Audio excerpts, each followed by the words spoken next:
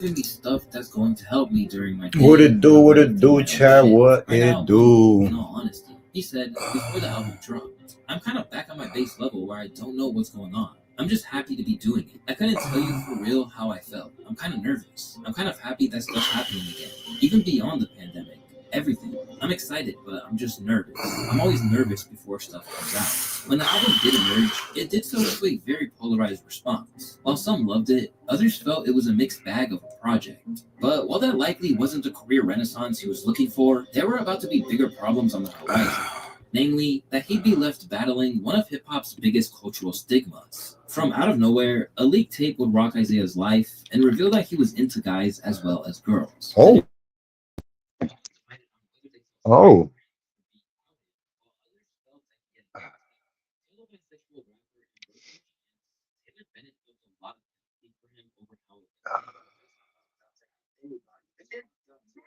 Feel that you have the control to dictate when somebody expresses themselves. And I think that that is a big issue with social media because it's giving people access to say things about people without having to have a conversation. And it's also because like I said, I came out on Twitter and I didn't have to tell my mom, dad, and my brother. I told them after I put that shit. Were they not? I was very, very happy. Bro, if you tell you it's gonna come out, Lord gonna make that come out. Lord gonna make that come out for you. Don't tell me. You just gotta forgive me. I was saying the same. God gonna make that shit come out. You ain't gonna be in there fighting. What it do, Chad? What it do, Chad? Welcome to today's live. Oh, we are streaming live, Chad. We are streaming live, Chad. Welcome to today's day. Ah, I have to take these pants off. Don't worry, I have shorts underneath, Chad, so you're not gonna be. It's just I can't have too much warmth around this wound. Ah, oh shit! What it do, chatteronis? What it do? Ah, ah, hope everybody's doing good. Welcome to today's episode. Where's my phone? Where's my phone? Where's my phone? Chad, you just saw me with my phone, right? What did I do with it? Did I bury it again? That's my thing, Chad. Bury things. So I'll be needing something, and then I'll. Oh, here it is. And then I'll bury it. Oh,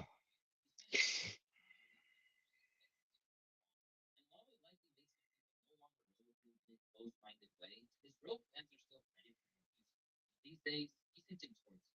So now, his audience is excited, but still cautious that in typical TDE fashion, it might be a while till the actual features. Without a doubt. Single, maybe. Project, a man can wish. In Isaiah's case, he got millions of people waiting for his next release, even with the struggles he's faced. But that can't exactly be said for everyone on the show. mm. Originally, half of the Chicago hip hop duo, the How you feel? You good? All right. Rockets, That's all that matters.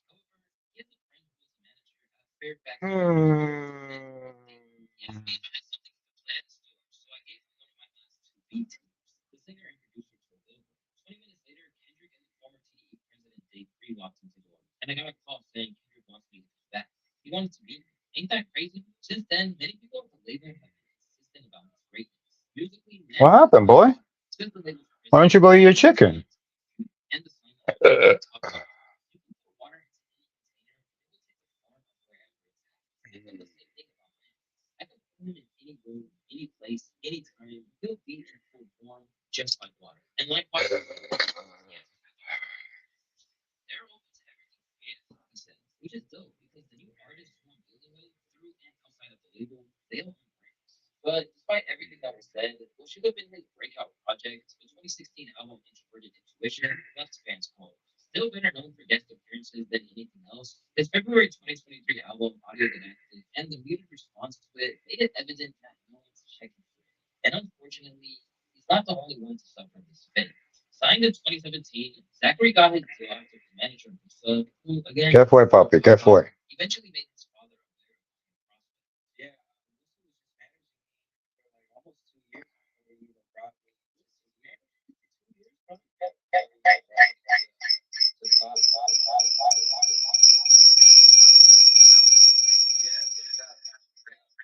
two months label, features on a day of the shots was wrong and absolute raw backwards. Zachary Sanders plays and then well, basically nothing. After the literary period, features other few artists. Zachary got into that like this really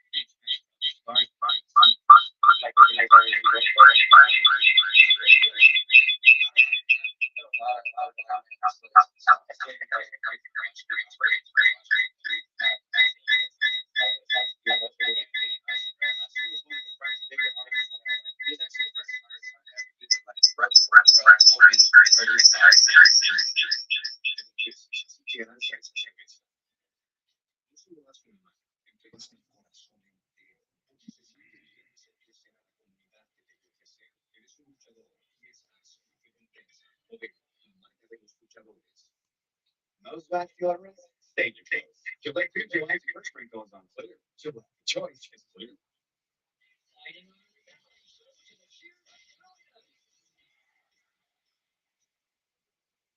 With Thriven, their personal finances start with you, but their impact can reach even further. This Christmas, your money can be a force for good for the people, causes, and communities. it was honestly a trick.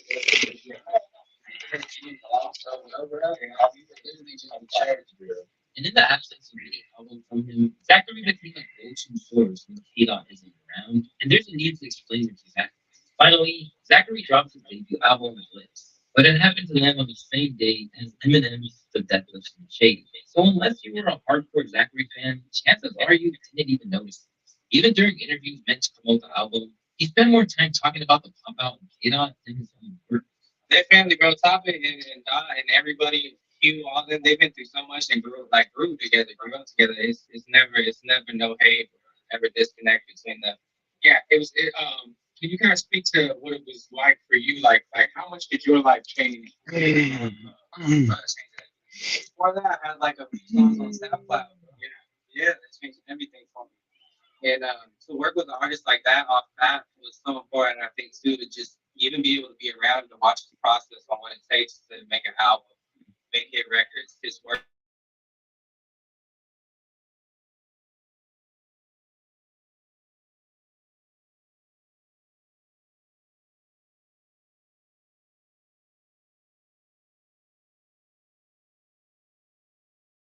And speaking of Sir, back in the day, this R&B singer first started a buzz with 2015's hit Sunday. After he made waves online, and Sir was Oh. in J-Rock's case, literally. So I put out a project a couple years ago called Seven Sundays, and I released it to a friend of mine. His name is King Fresh. He has a label recording called Fresh, and it did well. You know, we didn't really like know what to expect from it. Put it on SoundCloud, put it on iTunes, did shoot the visuals, put the music out. And a couple months into us like putting it out, Kenny got a call from one of the managers at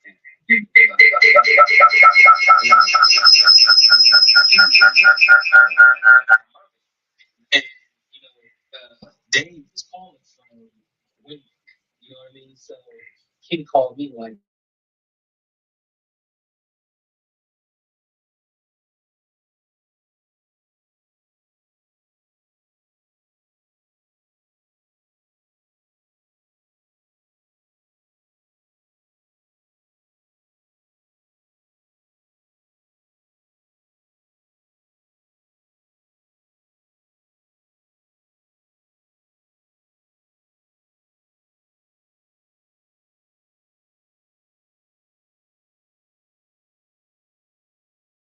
Today's stream. Welcome to today's. We got two camera angles. We here and we're over there. So you already know, chat.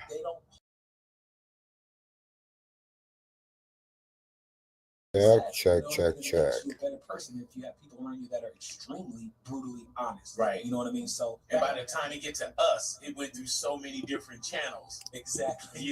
But rather than deal with this pressure, he wound up battling with an addiction that he channeled into the release of his new album, Heavy. And apparently, this came to a head when he had to go under the knife. Guy kind of did it for me, forced my hand. I had a surgery Nice. that I had to go under anesthesia for, and they had to ask me like what I had done, like what drugs had you been on in the last 372 hours, and I had to write down my DOC. I don't say my DOC. I'm not gonna say it all the time, okay, because I don't give it power like that. But I had to write it down, and the doctor saw it and was like, "Oh, so you did this and this and this yesterday, huh?" And my wife was sitting right next to me, and I was like, "Yes." And she found out that way. So after I woke up from surgery, that was the first conversation I had to have. This was 2021. Wow. And we checked in probably like 4 days after that, you know. And that was the beginning of the journey, man. And, you know, with tracks from his 2019 album Chasing Summer like John Redcorn outperforming anything he's doing now, Sir is another artist on TDE who is struggling to catch up to the high point of their career, particularly when he with the birth of a new generation. As he took more of a frontline role in the company, Musa began making signings and insisted it was a continuation of the early successes they had seen.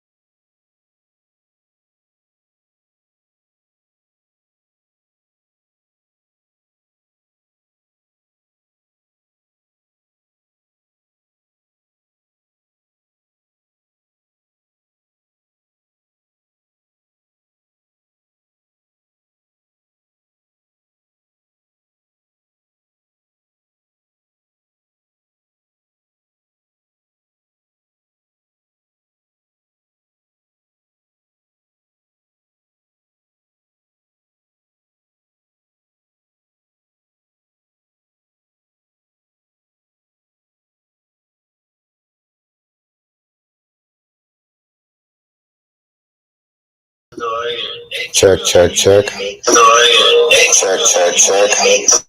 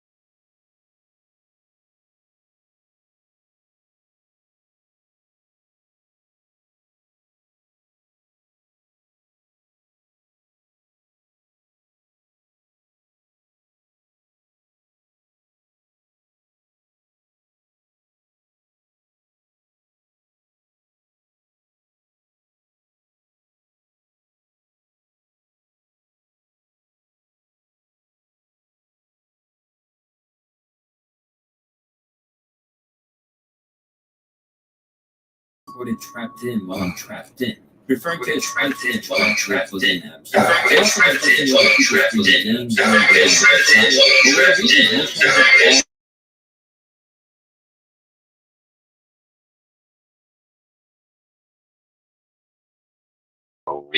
What it do, chat? What it do, chat? What it do, chat? Welcome to today's live. Ah, we're doing a different type of live. Ah, hope everybody's doing good. Huh. It's because most of the labels don't sound Hmm. but me, I have a balance of keeping that industry sound, but keeping it at a high level of lyricism to the point that it's captivating. This is a sound that TDE fans aren't always invited to because they don't want to hear them. Hoping to become the leading artist in the label, really taking the ball. Ray has worked with everyone from NLE Choppa to getting a Pusha T feature on Problem, the track that he then performed at the pop up. And while that certainly gives him a boost, Ray truly stakes his claim to the audience's attention with hashed out heritage. In response to Joey Badass's The Ruler's Back, where he makes it clear that the West is not playing with. On that track, he took advantage of an opportunity and ran. And for the artist who's really emerging as TDE's first new star in recent years, that's something she's done incredibly well too. At the moment, it's fair to say that Doechii is the first next great hope. When I first signed her in 2021, I was able to see what everybody's saying in the room right now, just how incredibly talented she is, just how versatile she is. She has such a huge belief in herself and such a huge belief in her vision that it made me believe in her too. I believed in it so much I convinced my cousin to not move into his brand new apartment and allow her to move in so that she could stay and not go back to Florida. But more importantly, just as I got to know her, I was able to see just what motivated her, just how much she strived and her will to be the best version of herself, not just as an artist, but as a young black woman. It's kind of a cliche when I say this, but you can be the most talented person in the world if you don't have the motivation or the right intentions or the work ethic, then it means nothing. But don't you chase every box. Emerging from the swamplands of Florida, Doechii came into the game with a whole host of a particular energy. They call me BDB. It stands for Big Doechii because I sometimes simply come with a huge, erect, big energy and I just won't go down. So sometimes people have to physically make way. Oh shit, chat. Hope everybody's doing good. Hope everybody's doing good. Alongside but Hmm. even then, she encountered the usual creative struggles to get a project out that many TDE artists faced off against. No, it's not that they were against it. It was just a lot of back and forth about what it is that I wanted to say and do we want to go this direction? Do we want to go that direction? Do I want pop? Do I want what type of artist do I want to be? It took me a minute to kind of figure that out. You're creative, just you know, like, yeah. But on her third mixtape to the label, Doechii delivered one of the most emphatic statements since SZA's Control. On Alligator Bites Never Heal, Doechii proved her versatility. If we given opportunities to spread her message, the Floridian MC's fan base and Jazz began to grow. And soon she got a golden co-sign from Kendrick Lamar. Oh, Kendrick said you know artist out. He did. Yeah.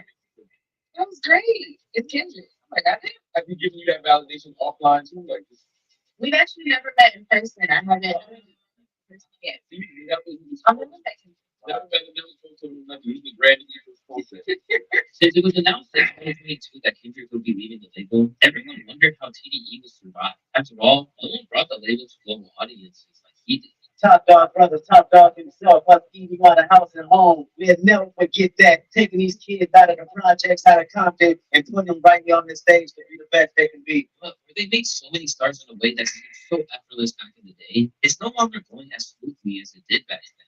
Because they never really adapted their methods or switched things up from back then. And interestingly, their former president and now PG Land leader, Dave Reed, predicted this. None of the tactics we used back in the day to break Kendrick, Absol, J Rock, or Scoop and Q would work now. None of them. It's a whole new thing. For streaming, they centralize. They have to pay for what works for their system too.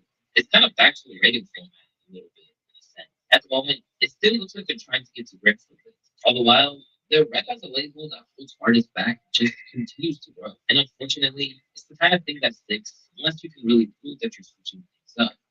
So let's hope that TDE can return to the form of Chat. We are set. This is our setup now. Welcome to today's stream. And we're live. So I don't know what to say. We're live.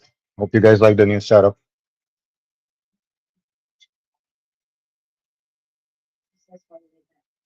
I'll be playing some Fortnite in a little bit. For now, thank you for tapping in. Everybody who is logged in, thank you, thank you, thank you for showing up. We are live, guys. We are live, guys. We are live. Watching some stuff on TV, but we're gonna slowly but surely.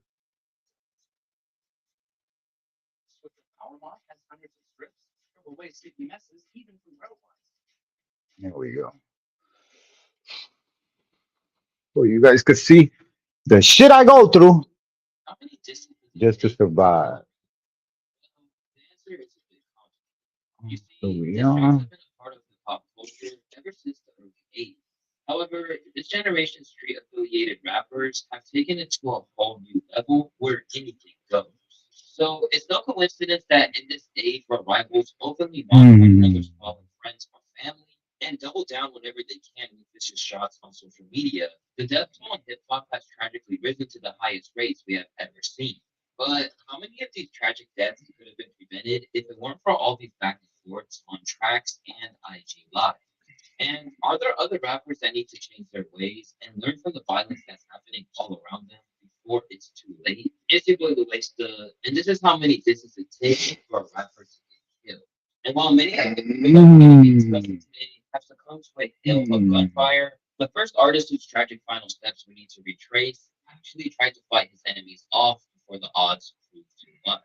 He goes by the name of Julio. Julio is quite possibly one of the most diabolical rappers when it comes to dissing your dead off. You might have heard how the 26-year-old rapper was fatally shot in Tampa, Florida on June 24th, 2024, while he was out celebrating his birthday. But what's crazy is that this was just one of the four deadly encounters that the rapper embraced in the past 4 years. Ah. Julio was recently shot Hmm. What's goody, chat? What is goody, chat? What is goody?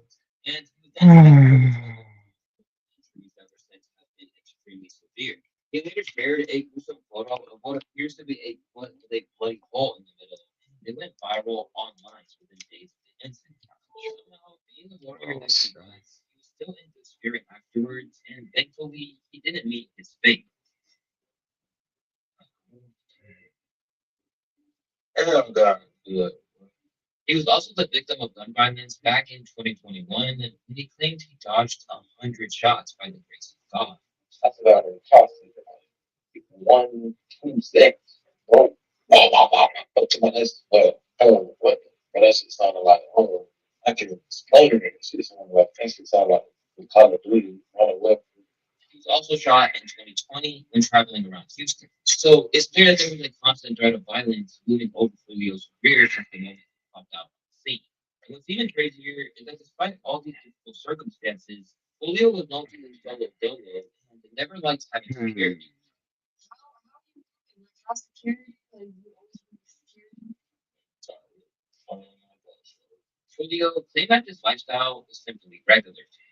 But to me, I'm just like, that has to be scary. Like, it doesn't fit you at all. Please shout out. Right? Like, we being him in two different lives. That's right. No, I hear you. It's true, but somehow like I've always known you, deja vu. What's poppin', y'all? It looks like Rakai's finally getting the chancla. He's finally getting the belt. Hey, yo, did he just say chancla? Did he just say chancla, bro? Because if he just said chancla, this guy right here is a native from the Americas. Chancla, that's Caribbean talk. That's Caribbean talk, chat. That's South American talk, chat. Chancla. Chancla, chat. Chancla is not, it's not a word you hear everywhere, chat. Chancla. Feel me? Mm.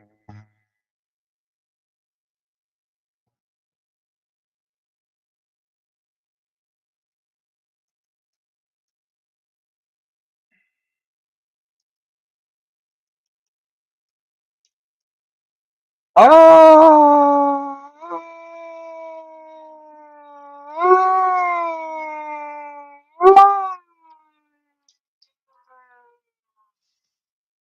I did something wrong. So I'm sorry I sounded like a siren. Da da da da da da da da da da da da. Da da da da da da da da da da da da da. Yo. We did it, chatarones. We did it. Did it. Did it. Did it. Did it. Did it. Finally drink this. Because we need to drink our medicine. Our medicine. Shorty said she wanna be my medicine. Shorty stop front and property medicine. I've been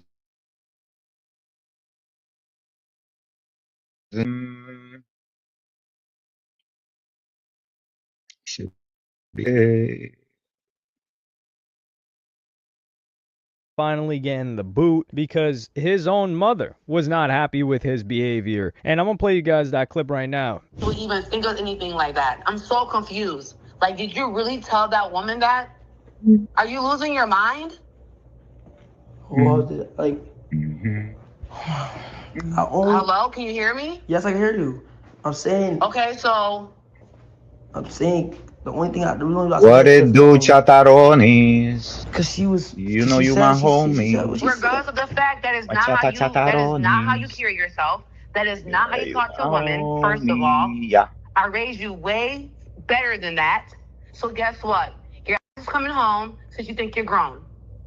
I'm booking your flight tomorrow. So pack. So what's poppin', y'all? It looks like Rakai's finally getting the chancla, he's finally getting the belt, he's finally getting the boot because his own mother was not happy with his behavior. And I'm gonna play you guys that clip right now. Would even think of anything like that. I'm so confused. He's like, what's poppin', Let's y'all? It go, looks chat. Welcome like to today's episode. Rakai's This is your boy Chief from the finally Cheat getting Challenge, the aka chancla, King he's Buddha, finally getting the and we are belt, he's live. finally getting the boot because his own mother was not happy with his behavior. And I'm gonna play you guys that clip right now. Would even think of anything like that. I'm so confused. Like, did you really tell that woman that? Are you losing your mind? Well, like, I only. We Hello, have the can you hear mom. me? Yes, I can hear you. I'm saying. Okay, so I'm saying the only thing the reason why I said that is cause she was, cause she said she said what she regardless said. of the fact that is not how you carry yourself, that is not how you talk to women, first of all. I raised you way better than that. So Thank guess you. what? Your ass is coming home since you think you're grown. I'm booking your flight tomorrow. So pack. So here you heard it from the horse's mouth. His mama said, yo, you got to He's get in your behind back trouble. home. I did not raise you like this. With all due respect to the lady, I'm going to give her credit. I don't think she raised him like this. And usually I He's giving would a say bad that, name hey, to man, everybody. this kid, like the kid is a reflection of the parents, and the Mm-hmm. parent is Go see how my responsible. son Like, is for acting. He example, better not when be we acting like a see a jackass somewhere. who's somebody that's just like their when we I'll go see over there a and bad baby, have you're a like, okay, conversation with you him. never had a chance to begin with. When we see a lot of people, however, with Rakai, I think he's somebody that was raised by the internet. So I think he was watching a lot of Oh wow, streamers that's because you offensive got to to his think this mom. guy's 17 now. You No, go no, no, back no, no, 7 years, no, no, that's no, the no, no, whole no, no, Fortnite no, era. no, no, no, no, no, no, no, no, no, no. Stop right there. Hello, Yasin. I love you, chat. I love you. Hello, Yasin. I love everybody. But he was not raised by the internet. He is using the internet as a scapegoat so he could be able to do whatever the fuck he wanna do. His mom raised him right. Trust me. His mom raised him right. Believe me, his mom raised him right. This guy was raised by streaming. So I think he just saw a lot of that content, started. And I get that. Hello, Yasin will say that because it is the impression we're gonna get because we're watching him grow up on stream. But we're not there 24 hours a day. We don't know everything. Emulating it, and it wasn't what his mom taught him, because she wouldn't be like, yo, get your behind back home right now, you're embarrassed. As a matter of fact, he is in so much trouble. His mom just literally canceled his whole streaming career for the next 2 years. Until he turns 18, he ain't gonna be able to say shit. us if this was true. And this is how she raised him. Usually a crash out of a mother would be defending him and saying, yeah, you know, she disrespected my son, or they didn't give my son the award he deserved, this and that. So all due respect to this lady, like, shout out to her. But I got to give a bunch of context because Rakai just got banned on Twitch again after he was already banned on Twitch. And you're probably like, yo, what the hell is going on? Oh, he got banned twice. So what got Rakai banned again until 2026? So initially, he got banned for 2 years. That was a visual bug. So I'm going to play you guys the clip that people believed got him banned. Welcome to today's stream, chat. Welcome to today's stream. Thank you for stopping by. We're watching Rakai. And then from here, we're going to go into some 50 and Diddy. Yeah, this was so wrong. This was so wrong. This was so wrong on so many levels. Have a beautiful day. You too? I got it for you. Are you serious? Yeah. Oh, Yeah. thank you so much. God bless you. Did you already pay for them? Yeah, I did. Oh, thank you. That right there, that was wrong. He should have said yes or no based on the real facts. And he should have just said, yo, I just got here, but don't worry, I will pay for it. Like, it's a fucking bouquet of roses. That's just what, 20 bucks? The fuck, bro? All right, have a good day. God bless you. You're making your mom look bad, bro. Rakai, you're making your mom look bad, bro. All right, bye-bye. That's crazy.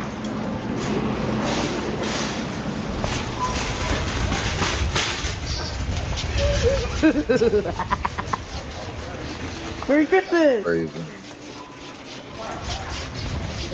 What?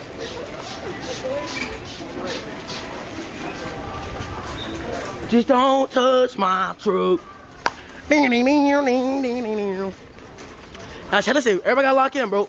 Now, this came at the back of Nina Lin, who is the Asian female streamer that I think is a star. Now, am I fond of her? I've never met her in person off stream, so I can't say, but her on-stream behavior is very not likable, which is good. Like, you need that ratio. I think her ratio is off balance right now. There's too much hate versus love, and I think she can balance it a little bit. She needs to learn a little from 6ix9ine a little bit. Like, you know, give away some money, do something to balance out the amount of hate that you're getting. Because right now, you just seem like it's just too hard to like her. But like I said, I think she's got star power. So after she had stolen from Target and then got banned, this situation happens with Rakai, and the Clippers really got him banned because they said, oh, he just handed it to her without getting paid. But he got banned after, the ban surfaced after he scammed clicks for $6,500, which was a wager that they both did. I'm gonna play you guys that clip right now.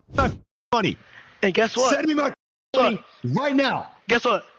Kai do owe me, but guess who's not getting their money? You ugly. He can owe me all your nuts, but guess what? That $6,500 is still my bank account. So you. Okay, Rakai. I'm for music. It's got to be my new one. Your new album? Yeah, play it on Amazon Music. I'm a bad man. If you live in a New York zip code and have 0 DUIs Wayne made a partnership with Amazon. I'm weak. That's crazy. This fucking little kid. It's fucking. Yeah, because I know a bunch of people didn't They see are, they're all kids, of this bro. or aren't following Fucking every kids, single bro. video, which I can't blame you. So people thought he got banned for the wager, but he ended up most likely getting banned for the flower situation. I don't know which one, but he got a 2-year ban, which everyone was like, whoa, that's crazy. And he even thought that was crazy. It was supposed to end in like December 2027. Yeah, 2027. And then they said it was a visual bug. That's one of the weirdest things that I've ever seen. So they say it's You a want to lick visual something? bug, I'll put some and then peanut butter on something. Rakai You could go lick it, gets bro. allowed to Put go peanut butter to on one of your little the toys, streamer then, you know, awards whilst on banned. the So they fucking reduced mat. it from 2 Bro, you years gotta into stop 2 licking the weeks fucking for whether blanket, it was bro. theft, whatever the fuck? reason was. And he gets to go on the streamer awards, which is something that I said this is never before seen territory with Twitch. Like, you're banned, and of course he's allowed to stream on other platforms because those rules changed. So he streams on YouTube, and then now he's allowed to appear on Twitch streams of not just the streamer awards, but every streamer that was pulling up to the streamer awards stream as well. So he's just kicking it like nobody's business. And he was nominated for breakout streamer. Wait a minute. Wait a minute. Wait a minute. Wait a minute. Wait a fucking minute. Isn't the Twitch guidelines state that you could get banned for having a banned Twitch streamer on your stream? So then every single person in that fucking table should be banned. The girl who just passed him the mic, That guy right there with the glasses, everybody in the AMP should be banned because they're sitting next to a banned streamer. And the guidelines on Twitch, if unless I'm tripping, state that if you put a banned streamer in your stream, you get banned too. I'm almost certain that that's the guideline. Maybe we could ask Alexa. She'll know. Maybe Alexa won't know, but we could ask. Alexa, what are the Twitch guidelines about having a banned streamer in your stream? Twitch's guidelines hold streamers responsible for content on their streams. To manage disruptive participants, use moderation tools like AutoMod, word filters, or notification delays. If you step away, temporarily disable unmoderated interactive elements. That did not help in any way, let me tell you. In no way, it did not help in any way, chat. That's crazy. Never mind. Sorry, what was that? I wanted to know if you are a Twitch streamer and you have a banned Twitch streamer on your stream, do you get banned? Twitch streamers can face bans for disruptive behavior, including having problematic band members on their streams. See? To avoid issues, use moderation tools and follow Twitch's community guidelines. No, never mind. Thank you. You're welcome. Happy streaming. Thank you, baby. No, not you, little boy. Talking to of the year, which he did not win. And then what happens after? Well, he crashes out on Cutie Cinderella of all people and just says some really vile, disrespectful things after she made a simple joke. I'm gonna play you guys that quick joke. Question. No. What's the coolest thing you've ever stolen? So yeah, she was just saying like, oh, Rakai, like, you know, what are you stealing? It's an honest joke. Especially you got banned for stealing, dog. Come on now. Like, she's not putting something on your name that nobody else has said about you, and you're like an honest, like, for example, if she said that about Kai Cenat, we would all be like, yo, what the hell is wrong with this lady? Well, why would you say that? But with you, that's what you got banned for. Come on now. And we saw it live. So he comes home and then replies with some wild levels of disrespect, streaming on YouTube, by the way. So I'm gonna play you guys that clip right now. You wanna know what I was gonna say? I'll say, listen, what's the coolest you ever sucked? Get the fuck off my. That's what I was gonna say. Chat, law, I was gonna say that shit in her face, bro. And for everybody. No. But I had to just sit down and think. Come right here. I'm black. Back up.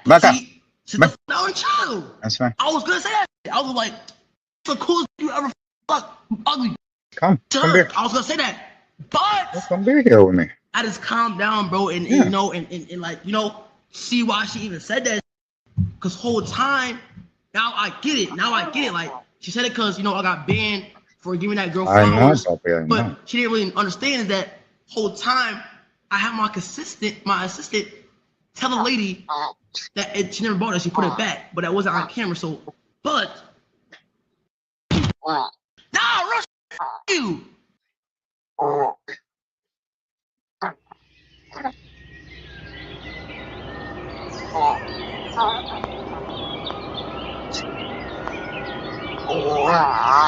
So he calls her a B, like he's going in on her. I'm just like, man, like she put together this show. You were invited, number one, and your invitation was not rescinded after you were banned, which they had the right to do that. And you couldn't even say thank you for the invitation. You couldn't humbly assess the situation. This just felt like not a level of entitlement because I do think he could have been upset. Like when he said, oh, this was rigged. Yeah, I understand. You're allowed to be upset. Like DDG, for instance, he spent a lot of money. So he was upset too, but I think he handled it a lot more professionally. But DDG's been in the game for a very long time. So he goes on this crazy rant about this female streamer, and then they tack on another 2 weeks to his ban. And this is where I'm like, yo, this guy's getting real deal special treatment because this is off-platform behavior. You can get banned for off-platform behavior. I didn't even know you could add to your ban. A Twitch streamer, partner Twitch streamer.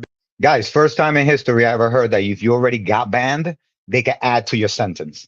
That's insane. big Twitch streamer, whatever the case may be, and they're on a YouTube stream and they're ripping, let's just say, not Twitch TOS stuff, because, like, for example, you're not allowed to do substances on Twitch. But if somebody's doing substances on somebody else's stream outside of Twitch, I don't think they're going to get banned. But, like, let's say you're ripping some very disrespectful words, slurs, etc. at an individual that is also a Twitch partner streamer, then you can get into a lot of trouble. And even if you do that on Twitch, it's called, like, targeted harassment. Like, you're not allowed to talk disparagingly about another Twitch streamer. And this rule got applied maybe 2019, 2020. It was an odd rule, and I do feel like it's unfairly applied at times, and I'm going to get into why in just a second. But he got banned for this, and it's only 2 weeks too. So I'm like, yo, you guys gave him the 2 weeks the first time. He's hopping on stream still on YouTube and otherwise, which he's allowed to do. But then he says something crazy after you just gave him the privilege to go to the Streamer Awards, which Twitch greenlit him. They said, hey, you can appear on other people's streams, and then you just give him the same length of time. I think they Now should I have at see why least they doubled don't it. do They should have that. been like, okay,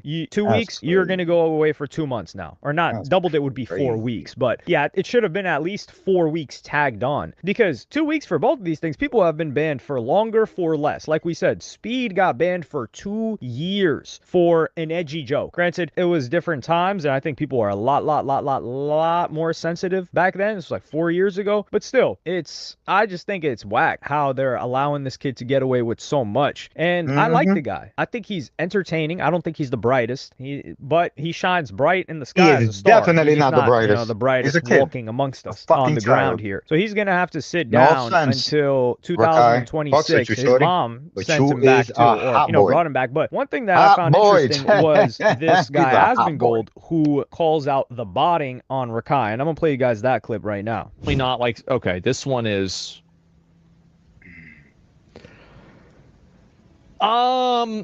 I think this one could make sense if he's going to the dentist and there's like a content that everybody's watching at the beginning and then it ends and like it's going to go down. I think that one would kind of make sense. This one,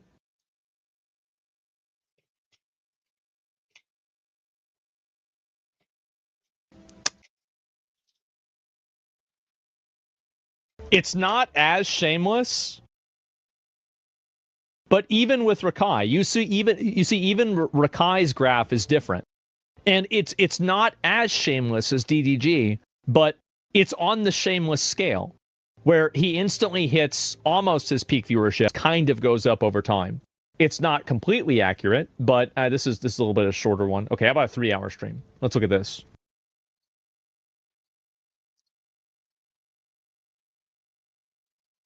Where is he looking, man?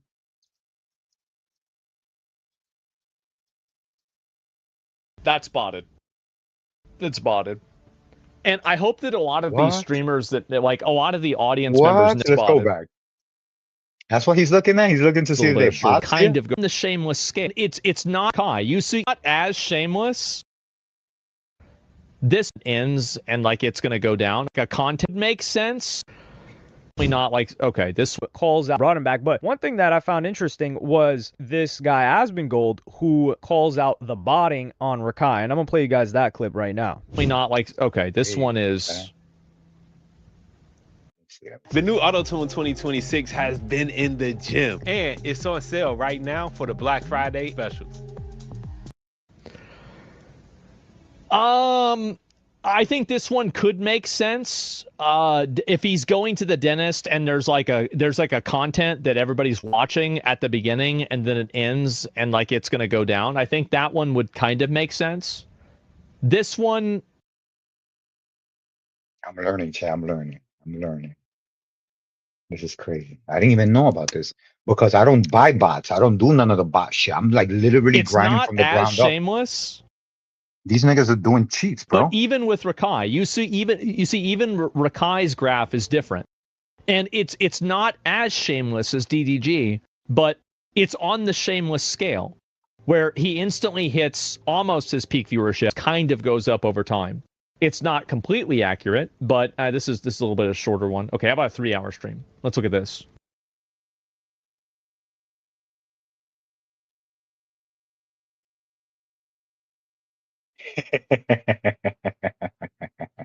It's so disappointing. That's botted. That's botted. It's botted.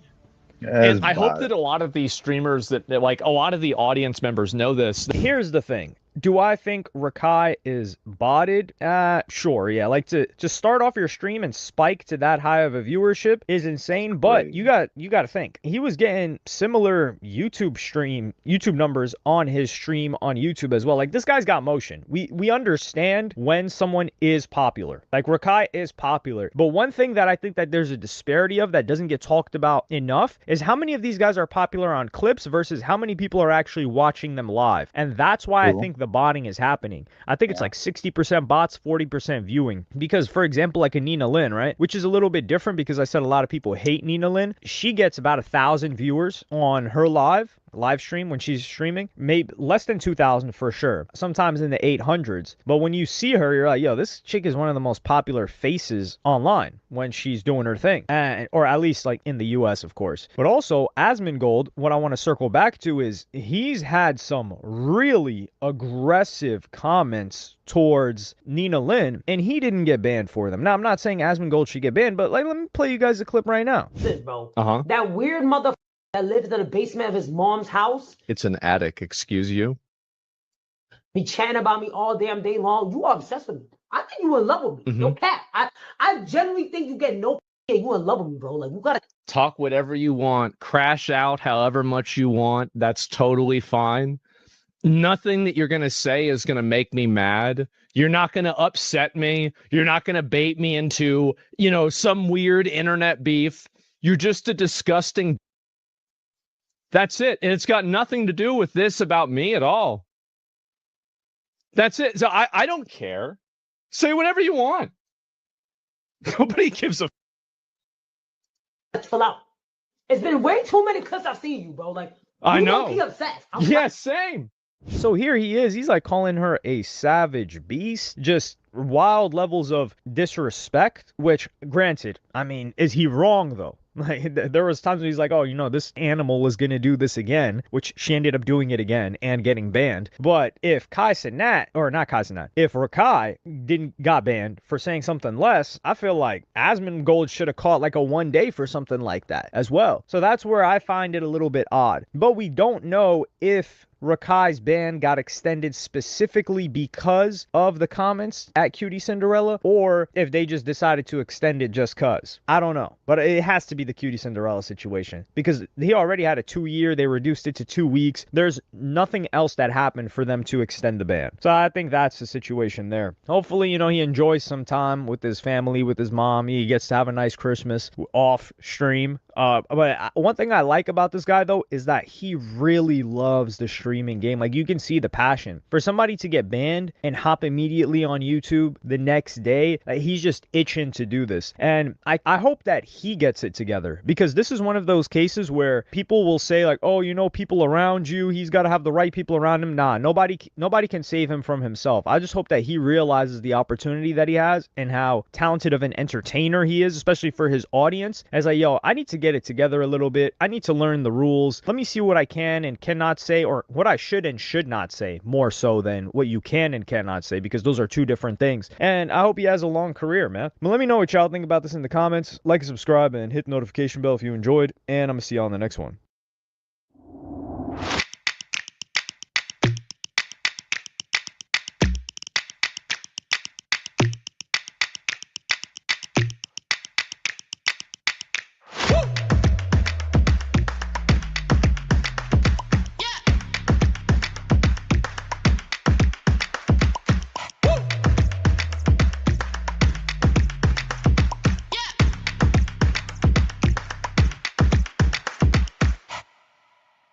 Create your own pizza for only $9.99 at Papa John's. No artificial flavors, colors, or additives. You deserve better. What's poppin', y'all? One of the top demons of OF, not Odd Future, for those of you that may be a little old or considered unk age now because you grew up on Odd Future. Yeah, I know, it's crazy, isn't it? This chick, Camille, I don't even know how to pronounce her name. Araujo? I'm just gonna pronounce it like Hicksy American, right? Camila Araujo. She was doing this stream with Neon. This chick, I think she's one of the chicks in the Bob house. I don't really know. By the way, that house is gigantic. It's unimaginable how big that house, not unimaginable, but the scale of that house is gigantic. That's just a side note. But that chick, she's making ridiculous money on OF, and she was doing this collaboration with Neon. So she's kicking it with Neon, and then what happens is one of such a chef's kiss moment that I wish we could replay over and over. And I wish she could have this interaction live on the internet every single day, just as a reminder, just as like a little, death by 1,000 cuts type of thing. So I'm going to play you guys the clip of her on Neon stream right now. It's Gideon. I feel like I actually know who that is. Who? Isn't that the girl that does OnlyFans? Oh my god. She's None of that. You should not know that. All that. None of that. How the Where are your parents? You should be watching Blippi. None of that. Yeah. What do you think I am? I don't know. Too young. What are you talking about? Even you're done. brother, you're too young to be a gooter. You're done. You're done. You're done. He knows what that Bye. means. Nice to meet you. Okay. Thank you so much. Who are parenting these children? That's crazy. Blow it, Nora. All right, let's move on. You can't control what the kids Okay. see. How do we do this? This is beautiful. Now, some of you are probably like, oh no, this is disgusting. No. Hear me out. This is why this is beautiful. This individual, she is evil incarnate. We have to agree on that. The reason why she's evil incarnate is because, number one, she's like, oh, like, Hey, Meta, start slow motion.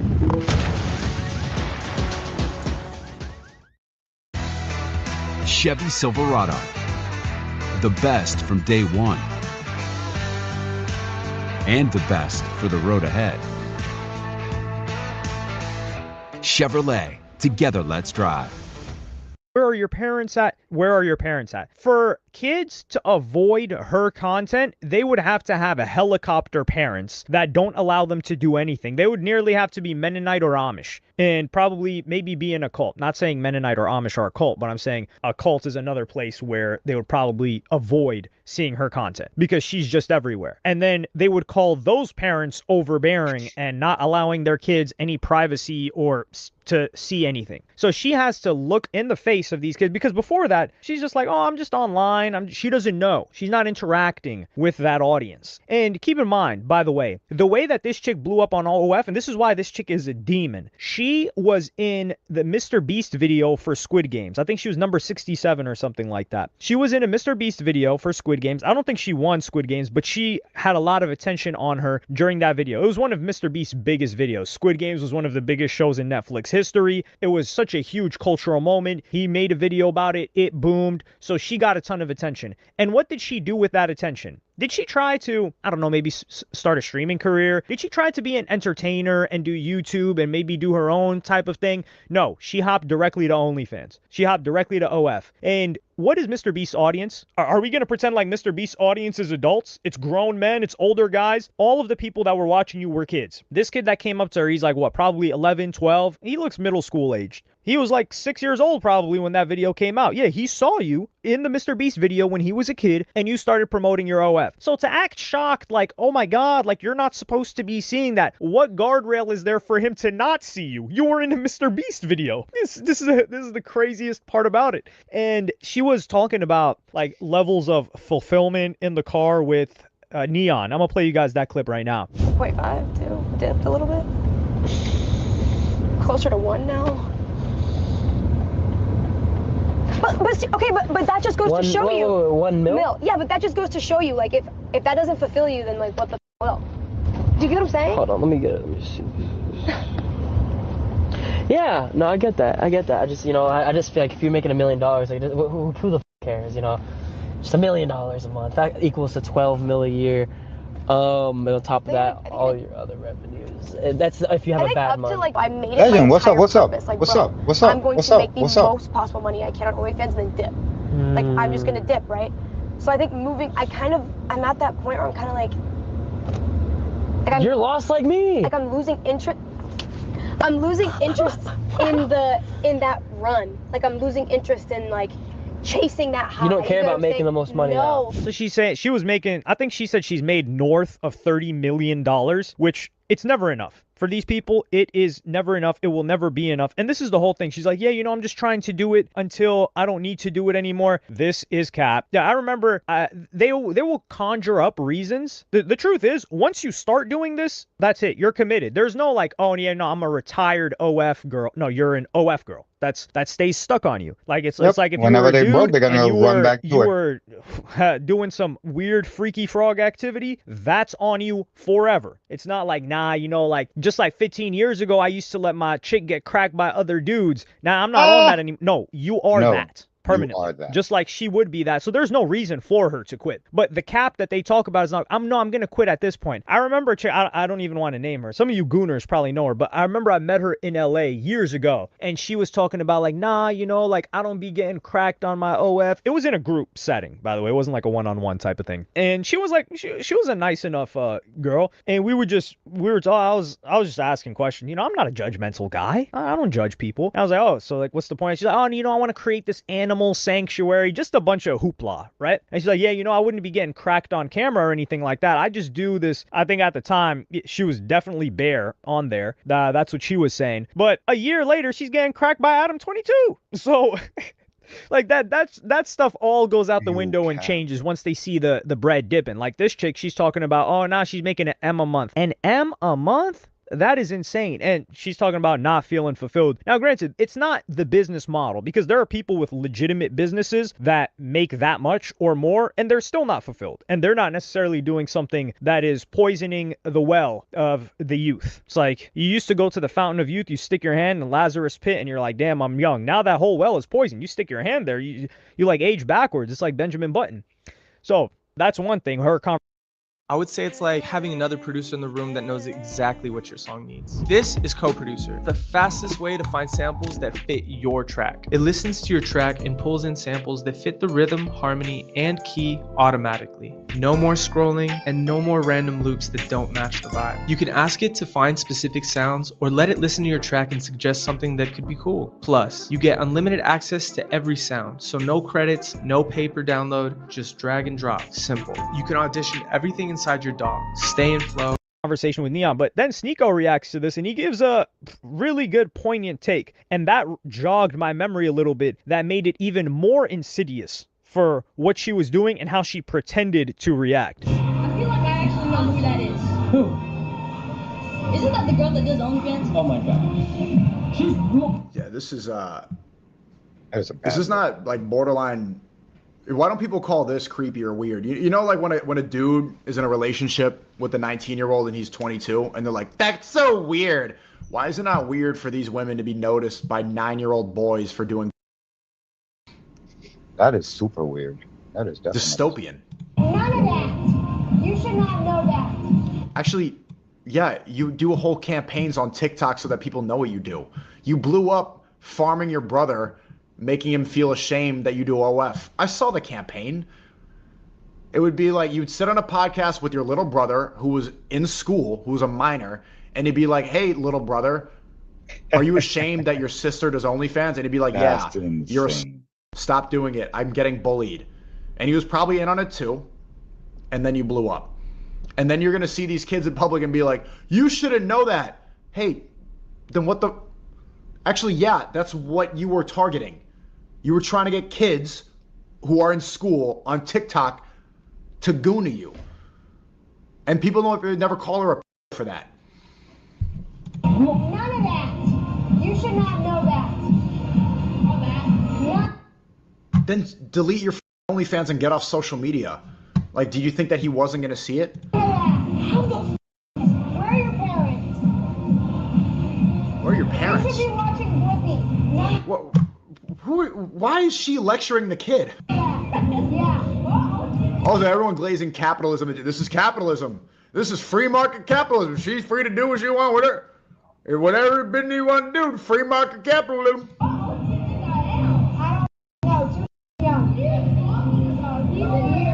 you're too young to be a gooner. You're right.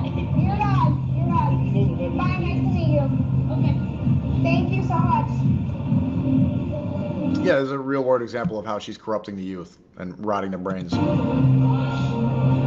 parenting these children? That's crazy. Go ignore it. Let's move on. No accountability. Who are parenting these children? Who's putting out content that kids are seeing on TikTok so that they... You. Like, what? That's crazy. Go ignore it. Let's move on. You can't control what kids see. How do we do this? Oh my lord, man. To be fair, it is the parents' fault. Is it really though? If we're being like, these kids don't look like... Yeah, they're hanging out in an arcade and they go on TikTok. What? So does every other Gen Alpha kid?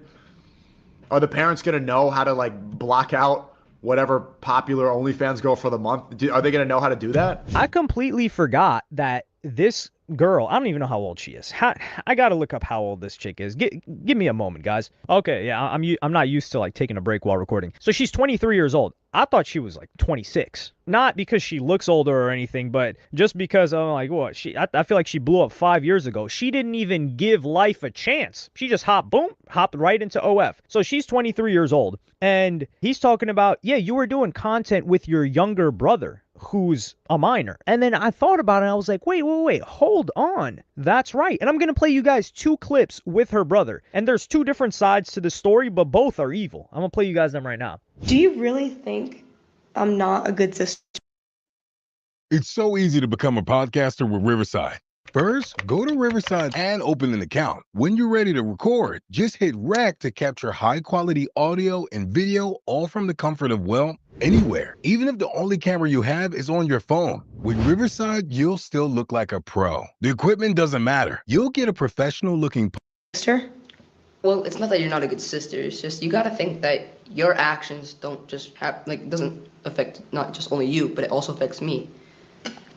Like, next year, I'm going to be applying for colleges, and I'm not sure if I'm going to be able to do that with things that are on the internet. I might not even be able to get a girlfriend because people, like, they already know. In public, people ask me, do you really like your sister? Do you really approve of this? Like, I actually don't think this could work in my future. Christian, with everything that I'm doing, like, I've never once wanted it to affect you like this. Bro, I'm sorry. I really don't want it to affect you. There's nothing else I could say. Like, you everything up. I'm leaving. Bro, the best and worst part about being my brother? The worst part? You're just getting way too famous. Period. And I've been getting name called a lot more at school. Some random girl said, "See you later, Pinky." Pinky? Pinky. Pink? Pink. And then... Well, it's only going up from here, so I'm only going to become more famous. Deal with it. Don't be so sensitive, like a little bit. Pinky. So here you have her younger brother. Either the younger brother, and he's done multiple pieces of content with her. Now, this type of content that this chick is doing, it was pioneered by Jack Doherty. Jack Doherty does this type of stuff. It's on IG Reels, it's on TikTok, and she makes like this short form stuff. And you see, she's doing an interview with her younger brother. With I had to blur it out. With her legs just up and completely spread, like she's about to give birth on the operating table. Well, already horrifying. But then she's talking to her brother like, "Oh, what do you feel about this?" And where I said there's 2 sides to this coin. One side to the coin is the brother is actually like not in on it and he's upset by it and he's just like, it wouldn't be a multiple time thing. That's why I'm saying that this is the lesser likely scenario. But if this is the lesser likely scenario, it's already bad because you know you're causing your harm to your brother emotionally by doing this, and you still have him on a platform where millions of people will see his face. So even people that don't know him locally will know him digitally now. So now he will suffer the digital bullying on top of the local bullying. The second approach is that your brother's cool with this. And he's like, "Oh, okay, I'm down to play along for your business, big sister." So your brother's just cooked at that point. That's not even your brother. That's your sister. He might as well transition right now. If he's cool with like, "Okay, yeah, I'll be humiliating and I'll pretend like I don't care," because if he actually doesn't care, or I'll pretend like I care about you doing this when I really don't and I'm so proud of you, at that point, then he's just cooked. And maybe he just looks at it like, "Hey, I'm benefiting because she's buying me a bunch of stuff." And then you've even got her dad in the picture. picture, but this type of content, it's specifically targeted for that audience. You can just see the way that it's promoted. Because there are certain OF chicks, like, for example, how do I even give an example? Who's popular that would likely be marketed to adults? It's hard because they're all on TikTok, but there's a type of content where you can tell, okay, this is tailored towards younger people. And even the people that she collaborates with. She's collaborating with a Neon. We know Neon's audience. She was collaborating with the Jack Doherty. We know Jack Doherty's audience. So for her to get upset or be like, oh, where are the parents? Oh, let me just, let's rewind the tape. We're VHS mode right now. When I was a kid, when some of y'all were kids, you would watch what? Kids WB, Nickelodeon, Cartoon Network, and you would get advertisements. I forgot what it was, but Power Rangers, yo. I remember I had this, they were actually twins, these guys. They were my homies when I was a little kid. And their mom would buy them it would cost like $100 at the time. The Megazord from Power Rangers. That was like the most elite thing ever. I remember seeing that. I was like, wow. I was never able to get one. My mom just couldn't afford it. But, you know, God bless my mom. She got me whatever else she could. But I would hang out at their crib and they'd be playing with this Megazord. And we would all see the advertisements for the Megazord and the Power Rangers and other things like that on the network, Cartoon Network or whatever. I forgot the actual channel that they aired Power Rangers on. The point being is that this lady, this woman, she is creating the type of content. It's like she's the Megazord / Power Ranger. So she is advertising her wares on Kids WB and Cartoon Network. And then when people come in public and they look at her and they're like, hey, you're that girl that does OF. She's like, how do you know that? That's like saying like, yo, how you kids got these Megazords? Why do y'all have them? You were advertising them to the kids. So, and this is why she gets to see this right in her face, because it's not real when you're detached. It's kind of like these streamers that promote gambling. They're like, yeah, you know, like I'm doing giveaways and this and that, but you don't see a person that's ruining their life, ruining the life of their family, potentially, and, you know, deciding to end it. You're not seeing that. And if you had to look at that every single day you see a live stream of someone ruining their life, you see the debt piling up, and they got into that because of you would feel pain. Unless you're like completely detached. I don't think this chick is completely detached. I think she's just coping. Like she's just suffering some cognitive dissonance. But if every single day this scenario happened to her, it's like you're slapping her in the face with like, this is what you're doing. This is who's watching your stuff constantly, again and again and again. And she should feel terrible about it. She should, consistently. And that is the deal with the devil that she made. Because nobody can defend this. I don't care what you're doing. And like, sure, like there is like parenting, quote unquote, but are we not going to say that this is like Sneeko made a really good point. Like this is not predatory, her making kids type content, but making it very lewd. And her, dog, if you're interviewing a little kids relate to that. They'll watch that. Like I'll give you a great example of a kid that like kind of matured in a great way in transition. Like that dude, Matan Evan, he just used to show up everywhere. And usually people go viral and you're like, yo, where is this meme?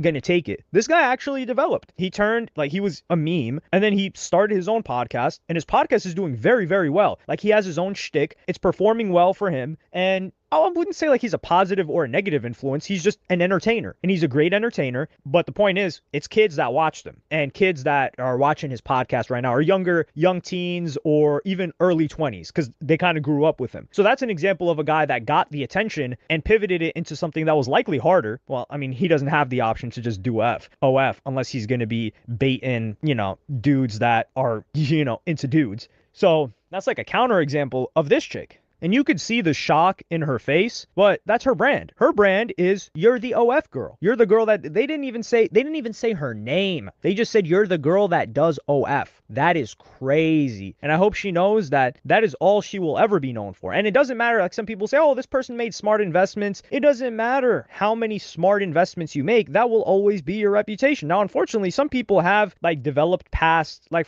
for example, like Gunn, all right? Like Gunn is known for good music. He's going to beat the rat allegations. Like, no, not too many people are going to consider him that in the future. He can shake that off. She can't shake this off because everything was built on top of it. It's like when I criticized 21 Savage, where I'm like, yo, somebody that's talking about, oh no, stop the violence, anti-violence, don't rap about negativity, or Jay-Z similarly, you can't do that after you've already built you went from 0 to 1 off of that. You made your money off of that. And now you're kind of like taking the ladder up from underneath you, because people that were like you, now you're telling them like, oh, nah, you should. Well, they're not telling them. But the point is, you're already rich off of the negative things that you did. Telling people to stop doing that is a little bit, it's not hypocritical. You've grown. Maybe you can preach that stuff. But people are looking at you like, that's how you got on. That's how you got popping. And you're from where I'm from. So why wouldn't I do what you did? And especially if the person didn't suffer repercussions and they're not serving life in prison like a Dirk or something, you really can't say much to combat that. And I think that's why 21 Savage falls back from that and doesn't criticize, because he's quite a logical guy. And I don't think he likes to like experience that hypocrisy, which is why I do have a degree of respect for, or not a degree, I have a lot of respect for 21 Savage. But let me know what y'all think about this in the comments. Like, subscribe, and hit the notification bell if you enjoyed. And I'm going to see y'all in the next one.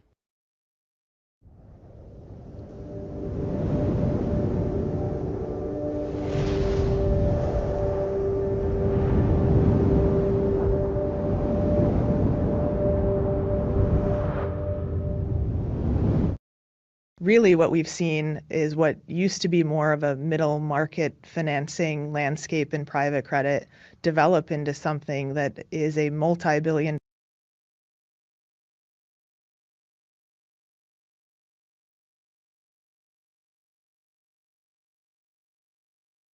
I gotta say, this is awful that Diddy owes his life to Mark Agnifilo, literally his life, because he could have gotten life in prison were it not for Mark Agnifilo. You can always tell when someone who thought they were untouchable suddenly tastes fear for the first time. It hits different. It changes the way they move, the way they talk. His defense lawyer, What it do, Chad? who Thank had you for a stopping in, guys. We got nothing but Diddy and Diddy 50 screwed news. him So everybody, over don't when forget he to hit the hired subscribe this button, hit the follow button. Everybody, drop a to chat, drop a chronicle comment in the his chat if you life got to. Let me without know what's telling up, yo, Mark dummy Agnifilo shim. that when Diddy and Mark were on the phone, this videographer was recording what Absolutely. Mark Eso es lo que te decía, clearly yo estaba viendo expected to eso. be an I wasn't ready attorney-client for this level of privileged energy. Thank you, relationship. Elsa Now, Wells. it is Thank you, true dummy that shim. the Sí, client manito, holds that estamos activos, privilege. The estamos lawyer activos, doesn't. estamos But activos, manito. Mark's clear expectation was that this was a Pues sí, private manito, no le pare bola a conversation. nada de eso, manito, These que lo que were viene para private nosotros es más grande de ahí. conversations. And that he and Diddy could talk openly. And Mark could talk to Diddy not just as a client, but as a person, in trying to guide Ay, him in a time leading up to his arrest. yeah, vamos a And ponernos a grabar eso. unbeknownst to Mark Agnifilo, Diddy Oye, vamos has got this a guy ponértela de recording nuevo, the porque no la estaba conversation escuchando as he's ahí. sitting there saying, "You are screwing this up. You are messing up this case. We're losing." Me oye ahora. And knowing that that's on tape. And it's almost like he's performing Porque for the ese es video camera original también. and not telling Mark what's going on. And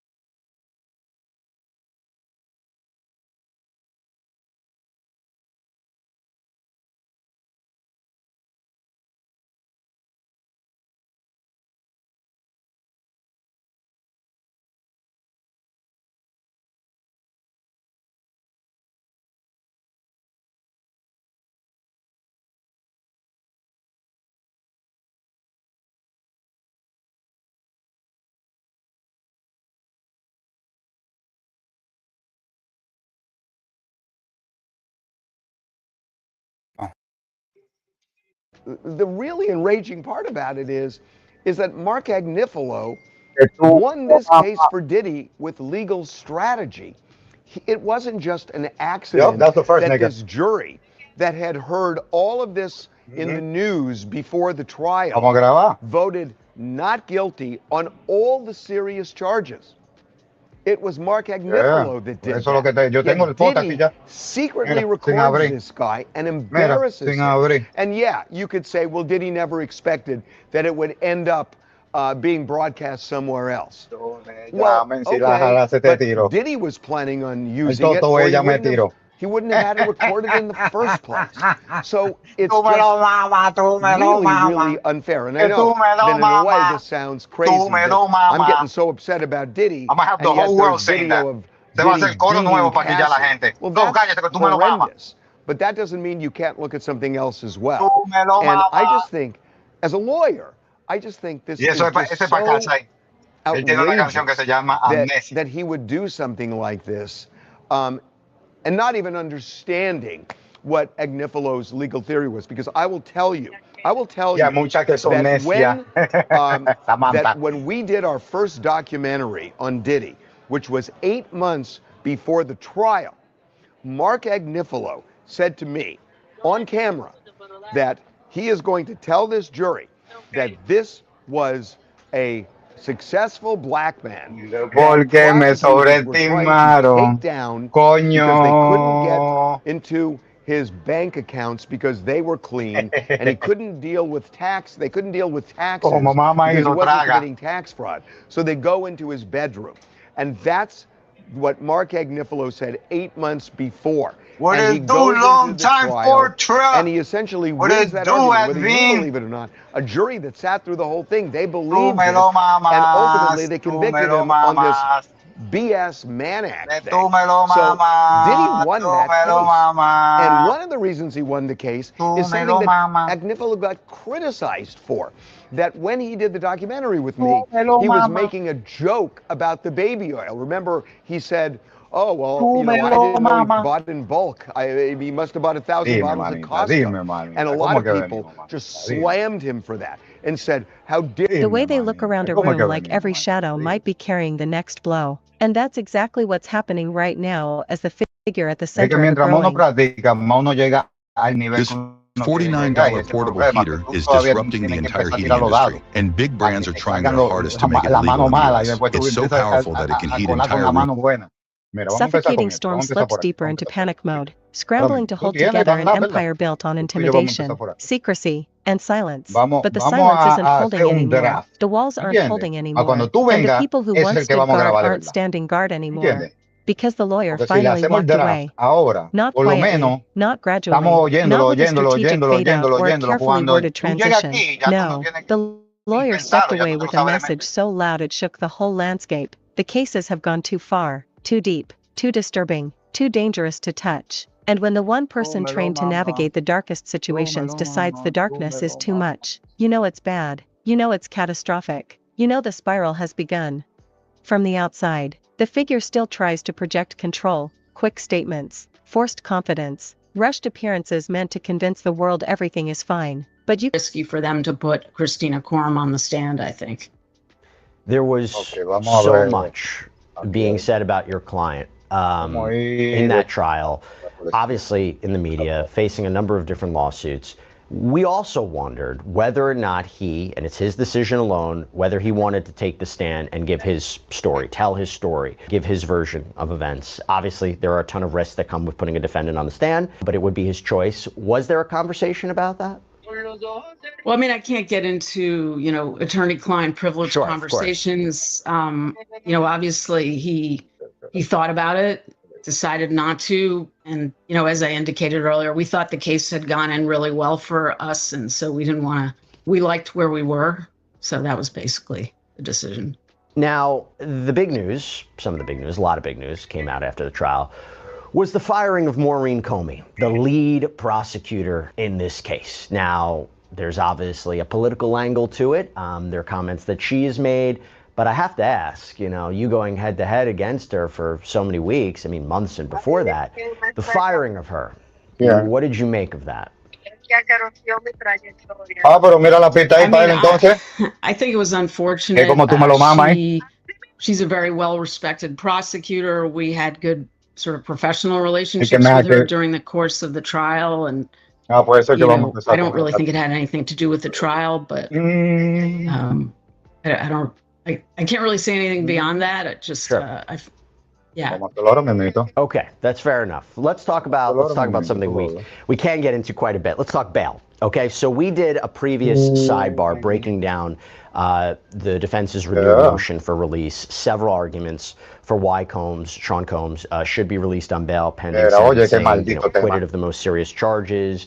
There's no comparable case of someone who is convicted of the Mann Act alone and not engaging in sex trafficking or a prostitution for financial gain, and they would be locked up like this. Talked about the issues plaguing the MDC, how it is dangerous, how he's not a risk of flight, not a danger to the community.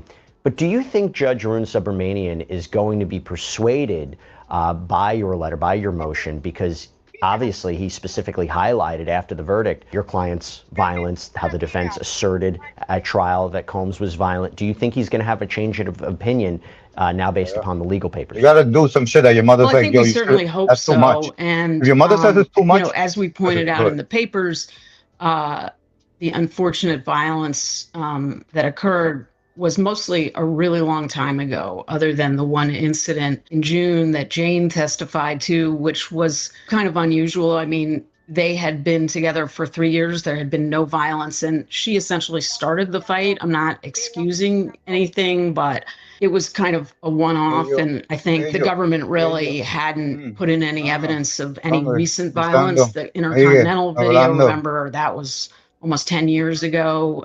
He broke up with Cassie in 2018. And in our reply papers yesterday, we submitted a letter from Gina Hyun, who was one of the alleged victims, a different ex-girlfriend. Oh, tiene que hablar de que ya ellos se pegaron y ya no están pegados. La sema, nega. Eso es lo único que ellos tienen que nosotros no tenemos. Ya ellos pegaron lo de ellos y ya no están pegados. Ni sensato, ni sabueso, ninguno de esos tigres. That will They all persuade the done. judge, You given done, nigga. everything You have else, your Watagata particularly as pieces you ready. Get noted, the fuck like out of the here really, now. really unusual Get the nature fuck out of of here, this nigga. particular Right? Mann You Act have to hit, get the conviction, fuck and the out. fact that he's That's already it. been Tú in prison comienzas, or sale. jail rather for like 11 months. This case. You can hear the strain Vamos behind a the que words. dando, You can see the dándole. tension That's in what the we're gonna do. jaw, We're gonna the do a song stiffness in the that's posture. sitting on that. Panic leaks through every gesture. It don't matter. They We're can't gonna hide make it fun of him for anymore that. because the We're one gonna make person fun who of was him for that. supposed to keep everything contained has dropped the shield and Ellos walked away. quieren That's the uno de moment the dando illusion shatters. Because legal teams don't abandon powerful people easily. something They're similar paid to to that. You get absorb what the I'm blows, saying? to take the heat, to create distance, to craft narratives, to bury whatever needs burying. They are the backbone of every public figure who's built their world on control, but that backbone has snapped. And the message behind that snap is clear. Whatever's coming is too big to protect against. Behind closed doors, the panic is suffocating. Meetings stretch late into the night. Every phone call feels like a threat. Every knock on the door sounds like a warning. The figure paces, scrambles, snaps at assistance, demands explanations, demands options, demands solutions that don't exist anymore, because all the options they relied on for years, silencing. The bespoke AI Family Hub Plus refrigerator with AI vision inside. Settle. This is a one-off to begin with, but you know, we're not aware of any case like this with a Mann Act conviction where anyone's done that much time to begin with. So. And prosecutors, I'm imagining, have come back or will come back and say, well, listen, look, you know, after the raids on his property, he engaged, or what they would say, he allegedly engaged in criminal activity and, obviously violence, they say, with Jane. But they say, look, what was in his hotel room when he was picked up in New York. They made allegations of what he was trying to do while he was in the MDC, whether it was using other inmates' phone privileges to have three-way phone calls. That was litigated before trial. What would be your response to say, you know, you make the point that he is a changed person. The violence that was shown during the course of this trial is from years ago, but how would you convince the judge to say, listen, we are being truthful, we are being honest, we are being forefront, that he really is a different human being? Because the judge, again, this was right after the verdict and didn't have an opportunity for a briefing schedule. How can you make the argument that he is different and that he should be trusted? Well, I mean, I think, you know, the point you mentioned about the arrest, I mean, unfortunately, Sean has struggled with drug addiction for a long time, and I think one of the good things, and No, they're positive gonna go things down that that route. has come out of his Diddy es incarceration un is given him an adicto a droga, que por opportunity, eso es que él ha hecho todo you lo que know, ha hecho. to Diablo, ni rehabilitate. vi ese He's ángulo, committed to manita. continuing I didn't see that. that He's coming. committed to a He's a drug long-term addict. program of You think that he's therapy suffering from and drug addiction? ¿Qué lo helping que with the era? domestic That's violence crazy. problem that he's had in the past. So, you know, at a certain point, you have to just I didn't think of that angle. maybe it is a leap He's of a faith, drug but addict. you know, you have He to has just been give a making a lot of person another mistakes. He chance, and needs he really rehab. is You don't need committed jail. to You need change rehab. and to there being a new chapter of service on his part. So, I think we have to hope that the judge will agree with that, and I think we've made a strong case for that. Do you know when the judge might make a decision on bail? We don't know. Okay. If he denies release again, does that give you a sense of what sentencing could be like? Now, to be clear, my understanding is Judge Arun Subramanian even said at the point, if I make a decision on release, it's not indicative of where I'm leaning towards sentencing. I know there's a pre-sentencing investigation still being conducted or has been conducted. There's a lot of factors to consider. But I have to ask about whether this is going to, have an effect on sentencing. Do you believe it's going to have an effect on sentencing? Does it give you a preview of where the judge is lining up? Because my understanding, correct me if I'm wrong, you are probably going to be arguing for time served, maybe a minimum of 21 to 27 months. Where do you think the judge is going to go here? Tell us your must. Yeah, I mean, I think that you have to take each step at a time, and that the judge is not going to prejudge that. There's a lot more information he needs to get, not only the pre-sentence report, but we're going to make a very fulsome sentencing submission, and he's going to have, a much more detailed picture. Even, the trial was about the charges, right? And he doesn't have the full picture of all the factors about Sean's life that he's going to consider. There's going to be a big fight about the sentencing guidelines. We think actually we're going to end up arguing for an even lower guideline range than we had originally believed at the time of the verdict, where we didn't have we had like a couple of hours to try to figure out what to say about bail. So, I hope the judge will grant bail, but I feel confident that even if he doesn't, it doesn't necessarily mean he's not going to sentence Sean to time served. He's going to take everything into account when he gets all the submissions. And, I've got a lot of confidence that the judge is going to be fair and not prejudge the situation. And you also have this motion for judgment of acquittal, that the Mann Act conviction, redirecting, intimidating, delaying, are slipping out of their hands. The panic is real because the consequences are real. The cases that were once dismissed as noise are now hitting like a tidal wave. The patterns that were once brushed aside are suddenly impossible to ignore, and the stories that were once buried are clawing their way into the light. The lawyer saw it coming. The lawyer saw the trajectory, and instead of fighting it, they chose to save themselves. That choice sends one message: the fall is inevitable. And now the figure tries desperately to find someone, anyone, willing to step in. But nobody wants to touch it. Every potential replacement hesitates. Every conversation ends with a nervous pause. Nobody wants their name tied to something that is unraveling this quickly. Nobody wants to defend a sinking ship that has already swallowed too much water. Nobody wants to stand between the public and the truth that's finally clawing its way out. The panic grows because isolation grows. I got some other shit on Diddy that we need to see. Hold up. This is the new era. Forget about it.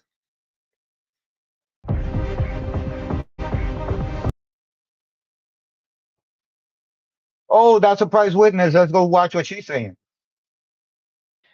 Anyway. Shouts to that surprise witness. We love her. Do I ever find the hate comments or smear campaigns came from people you used to know personally, like ex-friends or bullies or just strangers? I mean, I would not be surprised in any way, shape, or form, girl. I got a long line of people that haven't liked me having the confidence that I have. I mean, I think my first real haters in life were the mothers of people I was friends with. Get to, bro, I was prettier, smarter, making better grades or whatever than these particular kids or whatever, and their moms. I could tell. Like, I would go to the birthday parties and the moms would be mean to me. And it's like, at the time, I didn't know why. I was like, I actually had like a lot of PTSD.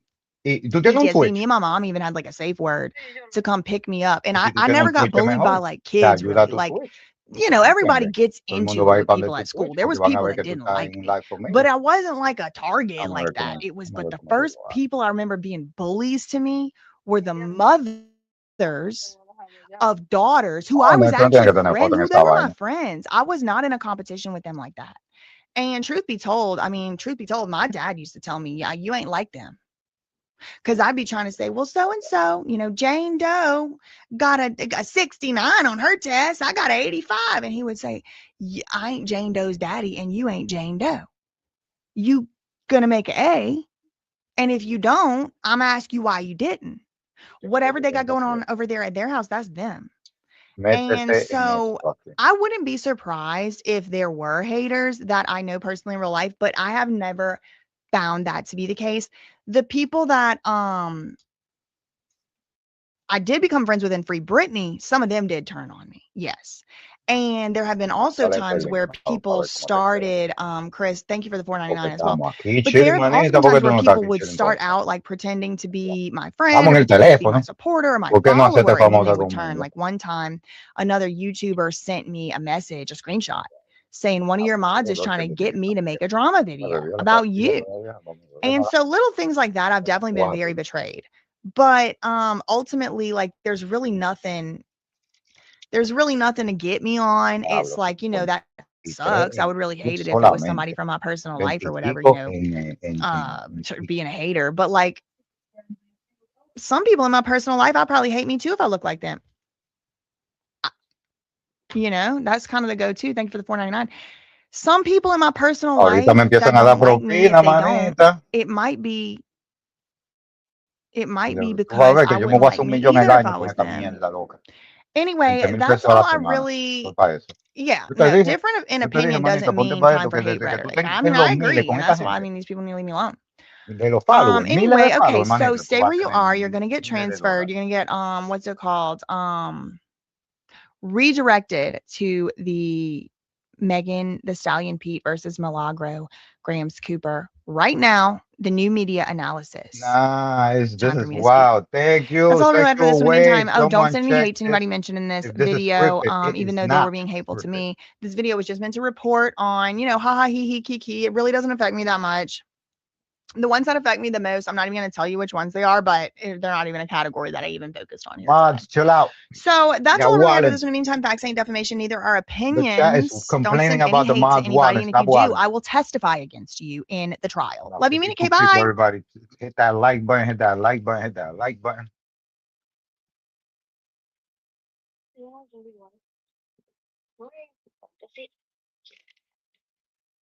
My energy bill dropped from $150 to $50 by doing this. My friends laugh. No way. We fucking well. Did she cut us off? What the hell's going on? Did she just start a new live? That's what it was? Le di el botón. Al link que te mandé. Sí, yo no tenía una, no, en esa. De que what will you use StreamYard for the most? Recording, webinars, live streams. Live streams. Mm-hmm. You have to pay for this? No, eso es gratis. No. Sí, date el nombre de trae el teléfono montaje.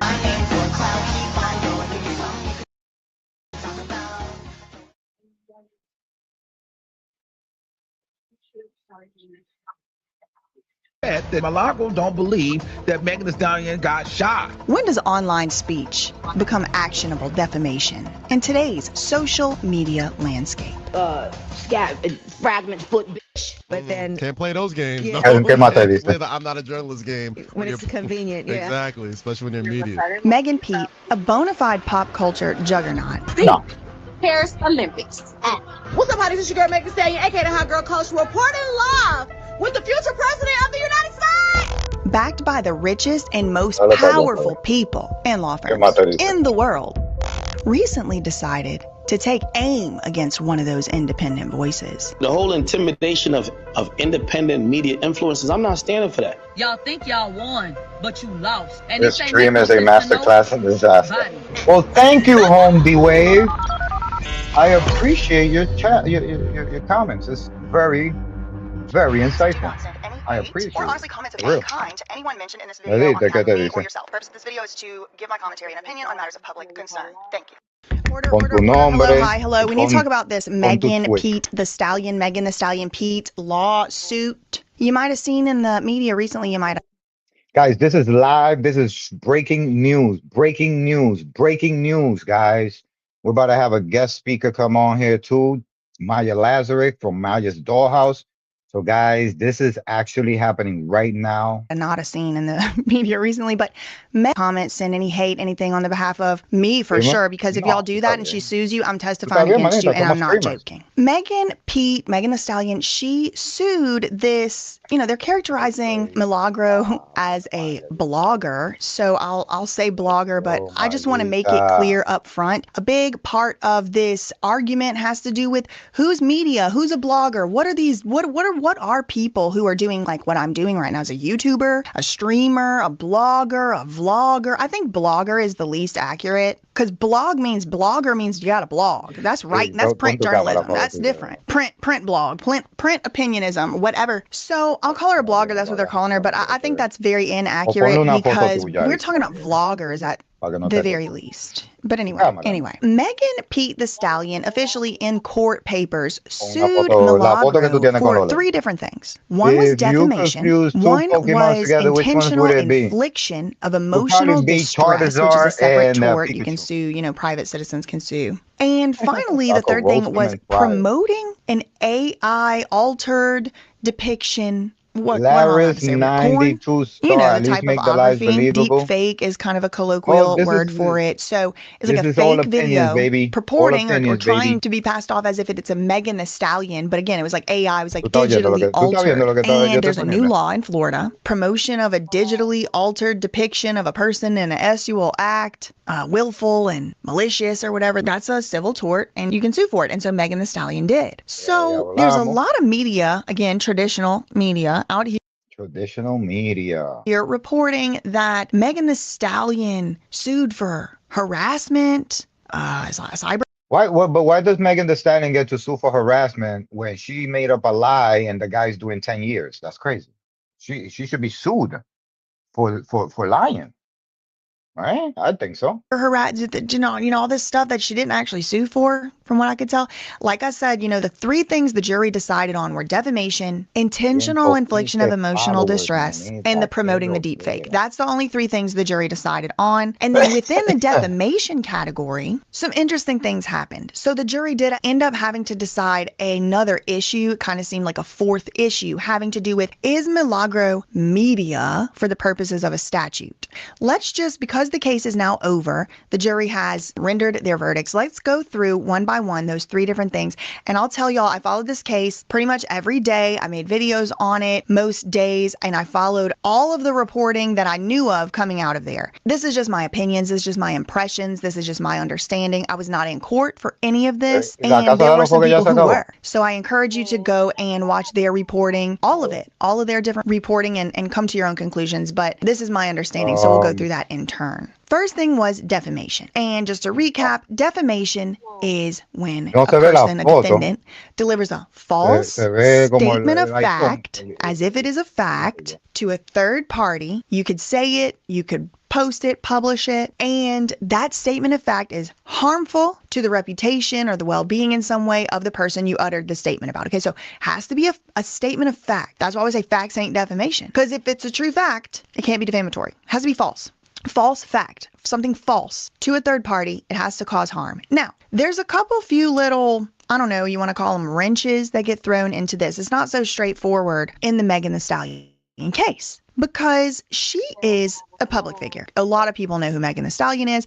So in a case where somebody's providing their opinion or statements or whatever about somebody who is a public figure, especially like a politician, someone who's thrust themselves into the public light, there's something else that the plaintiff, in this case Megan Thee Stallion, will have to prove, and that's called actual malice. Actual malice has to be proved by the plaintiff. That would be Megan Thee Stallion in this case. And what that is like the person who said the supposedly false defamatory statement, did they know that it was false? Did they really think that what they were saying was true? That's the first thing. The person has to know or have a really strong reason to know. They put their fingers over their ears when somebody was trying to tell them the truth or something. Okay. So Megan had to prove that as well. But in Florida, we got the second wrench that gets thrown into this situation. Okay. And that is in Florida. To sue somebody in Florida for defamation, if they are what's called a so-called media defendant, you have to tell them you're going to sue them beforehand.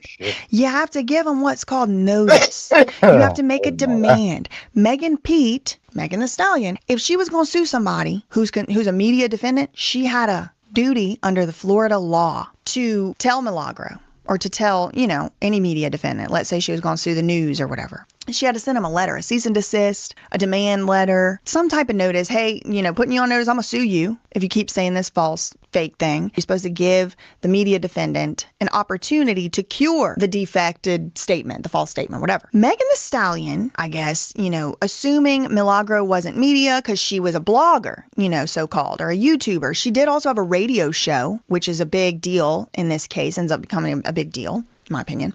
Megan Thee Stallion did not send that cease and desist, that demand letter to Milagro before suing her. She just straight up sued her. So when the jury just a couple days ago, I think it was like December 1st or 2nd, the jury decided and ruled on the first part of defamation. Yeah, they sided with Megan Thee Stallion. They said, this is defamation. We think so, yes, liable for defamation. However, there was that second part of the question that ended up getting left to the jury to decide. I don't know why the jury decided this and not the judge. There was some type of information coming out of the courts.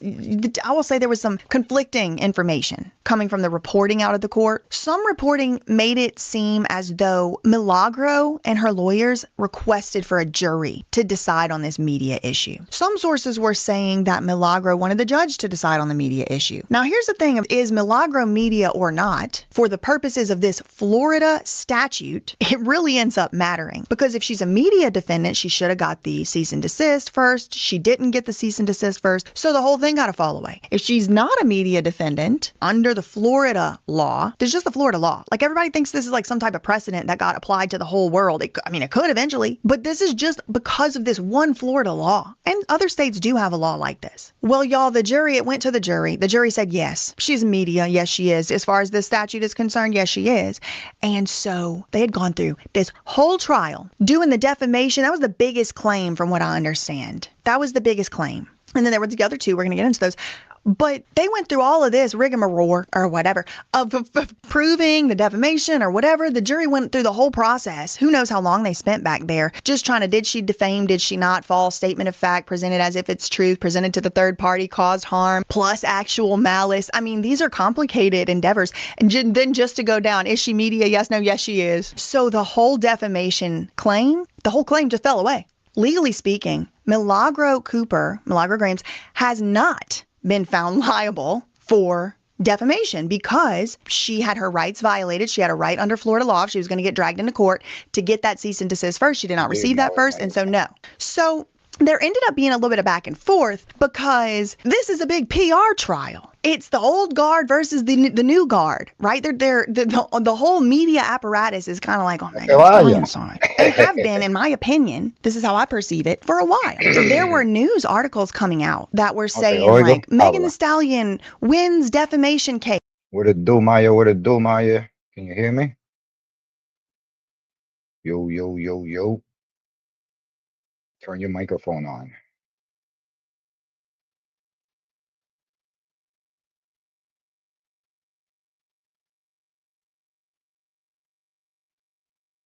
Mayita.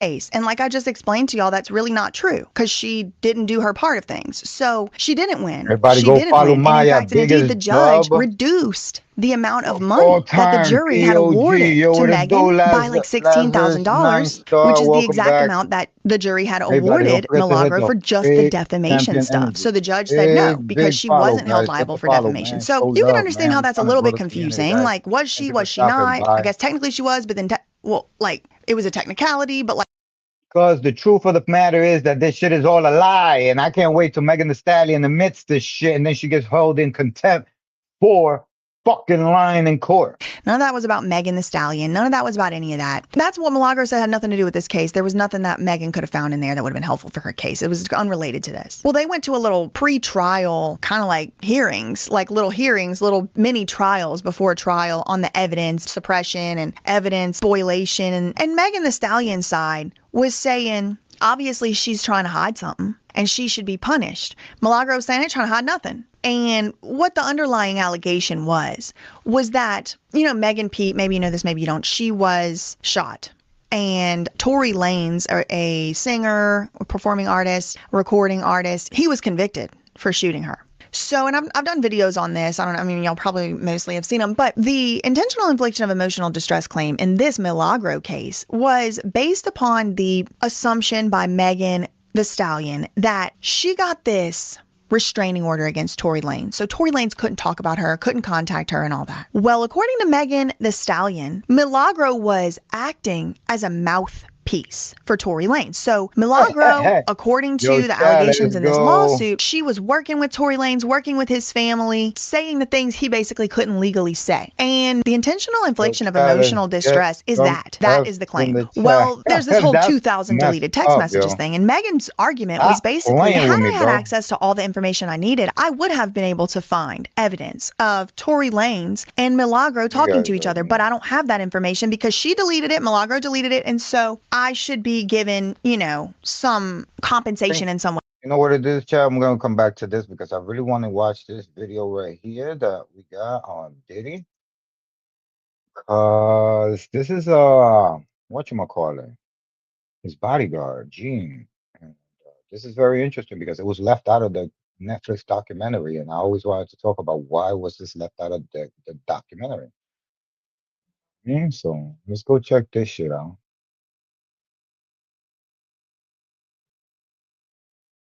You have it listen, you type it in, and then you go digging.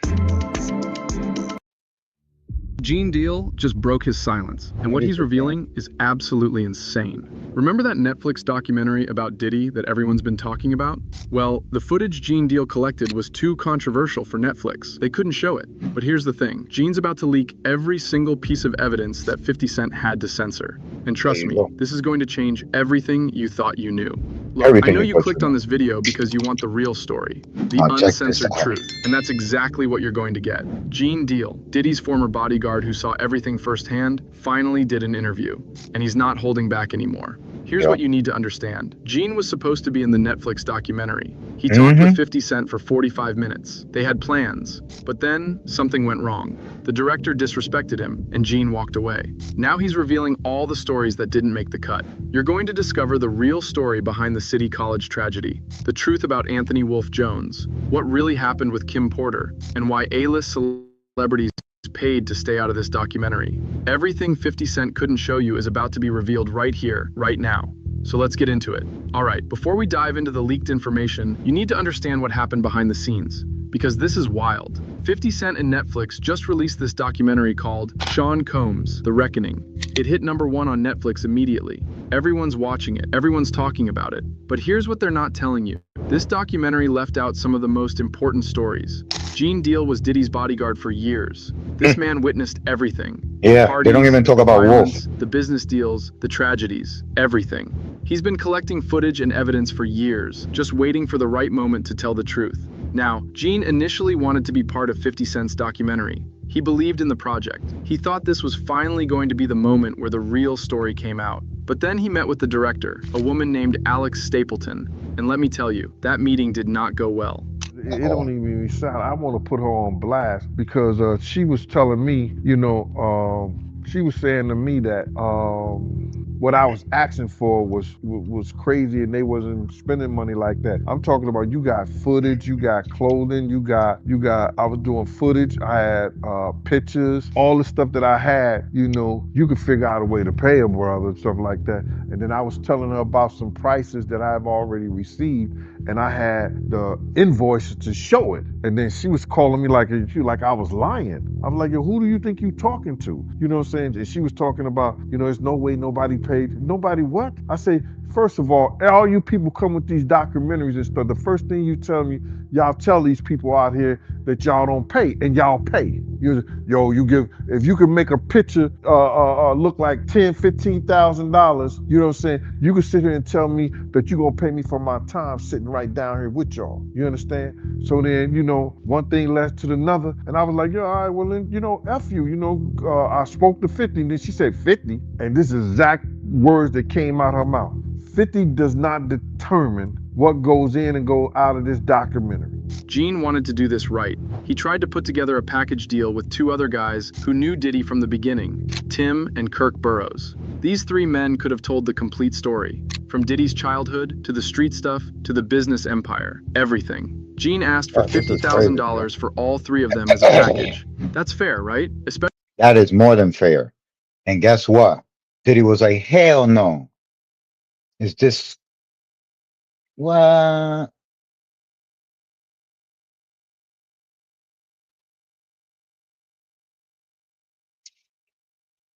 Why do is this scripted? Nope. This is live news, bro. No, this energy is unmatched. Thank you, thank you, thank you, chat. Thank you, thank you, thank you, chat.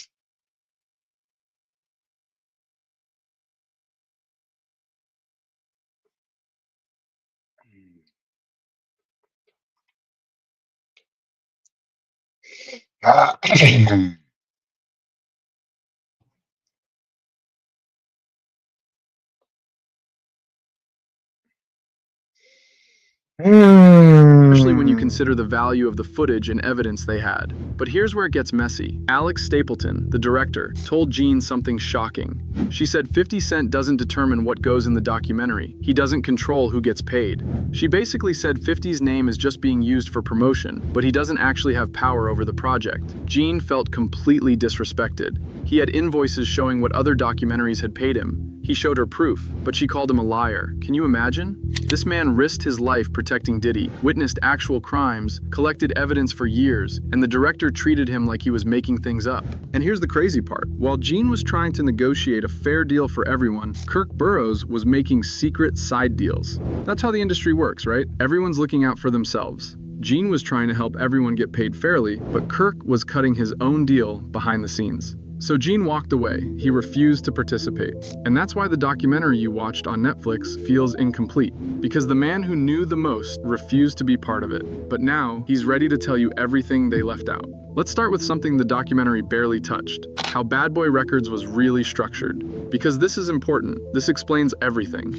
Kirk Burroughs, one of the guys I just mentioned, owned 25% of Bad Boy Records from the very beginning. Diddy owned the other 75%. But here's the twist. It was all under his mother's name, Janice Combs. Why would Diddy do that? Why not put the company in his own name? Gene Deal knows exactly why. It was a scheme to avoid legal liability. See, Diddy knew he was going to be sued after the City College tragedy.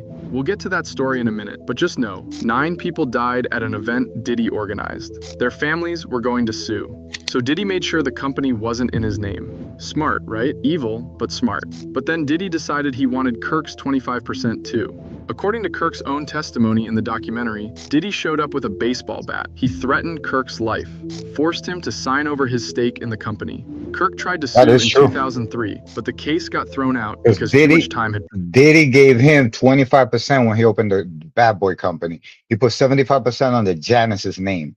And bow, this is what you get, chat. Passed. Think about that. Kirk co-founded Bad Boy Records. He did the work. He built the company alongside Diddy. And then Diddy took everything from him with violence and threats. Kirk ended up homeless at one point. Meanwhile, Diddy became a billionaire off the company they built together. The documentary mentioned this story, but they didn't go deep enough. Every streamer got the best chair because he could have shown how Diddy used his that's mother's just where we're name gonna to live. hide Mine's money is and avoid losses. Imagine being able to build an app with your name on it, just by thinking about it. Meet Base 44, a complete... I had to live in a video game. But none of that made it into the final cut. I wonder why. If what I feel about the documentary, they left a whole lot of key things out. If they was going to do something, and they're going to say in the reckoning, Grand Theft Auto, Sean Combs the Reckoning, or Diddy the Reckoning, and stuff like that, it should have been a lot of people that we lost because of him. You know what I'm saying? It wasn't only Big. It wasn't only Tupac, you understand? For the atmosphere that he put those kids in. You got a guy named Anthony Wolf Jones, who was from Bad Boy, from its conception as doing security and being one of the financiers of Puff having to have some money to keep Big and Craig Mack around. Yeah, because he was the street guy. Now this is where it gets really dark. Gene Deal says there's a whole murder story that the documentary completely ignored.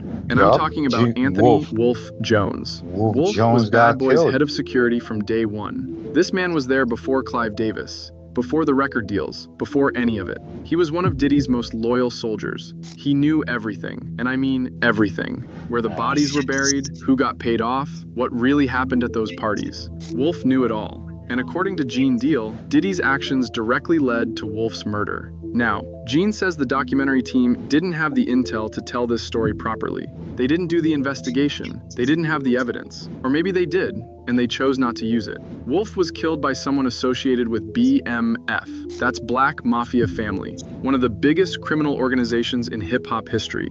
And Gene is saying there's a direct connection between Wolf's death and Diddy. But the documentary barely mentioned Wolf at all. They showed a few pictures, said he was security, and moved on. Why? Because this story is too dangerous. It involves real criminals, real murders, real organized crime. Netflix didn't want to touch it. 50 Cent probably didn't want to touch it either. But Gene Deal is saying this story needs to be told. Wolf's death wasn't random. It was connected to everything else. It was Puff, Heavy D, and Jessica. You know what I'm saying? Jessica was the reason why those kids lost their life, because she locked the door on those kids running down the step. You understand? You could see her name in a news article, but they didn't mention nothing about her. Wait a minute. Did he just say Jessica? Oh my God. He just implied that there was somebody else there nobody has mentioned ever. Huh. I wonder why. Taking place, but they try to put Heavy D, God bless the dead, out there, and they put Puff out there. You know what I'm saying? She should have been the main one, because she is the one who locked the door on the kids. You understand? She is the one who locked the door on the kids, and all those kids lost their life. All right, this next story is going to make you angry. Because the documentary told you about the City College tragedy, but they didn't tell you the whole truth. Gene Deal was actually there that night. He witnessed everything, and what he's revealing changes the entire story. December 28th, 1991. Diddy organized this celebrity basketball game at City College in New York. It was supposed to be this huge charity event. Heavy D was involved, all the big celebrities were coming. Mike Tyson, LL Cool J, everyone. The place was packed. Now, Gene Deal's security team was originally hired to handle the outside. He had 18 men ready to go. They had dogs, Rottweilers, pit bulls. They had gates set up. They had a whole system to control the crowd.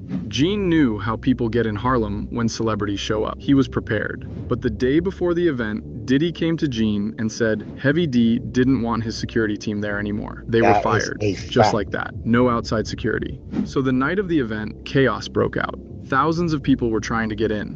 When Mike Tyson and LL Cool J walked through the front door instead of the back, the crowd went crazy. They rushed the entrance. People were being crushed in the stairwell. Now here's the part the documentary didn't tell you.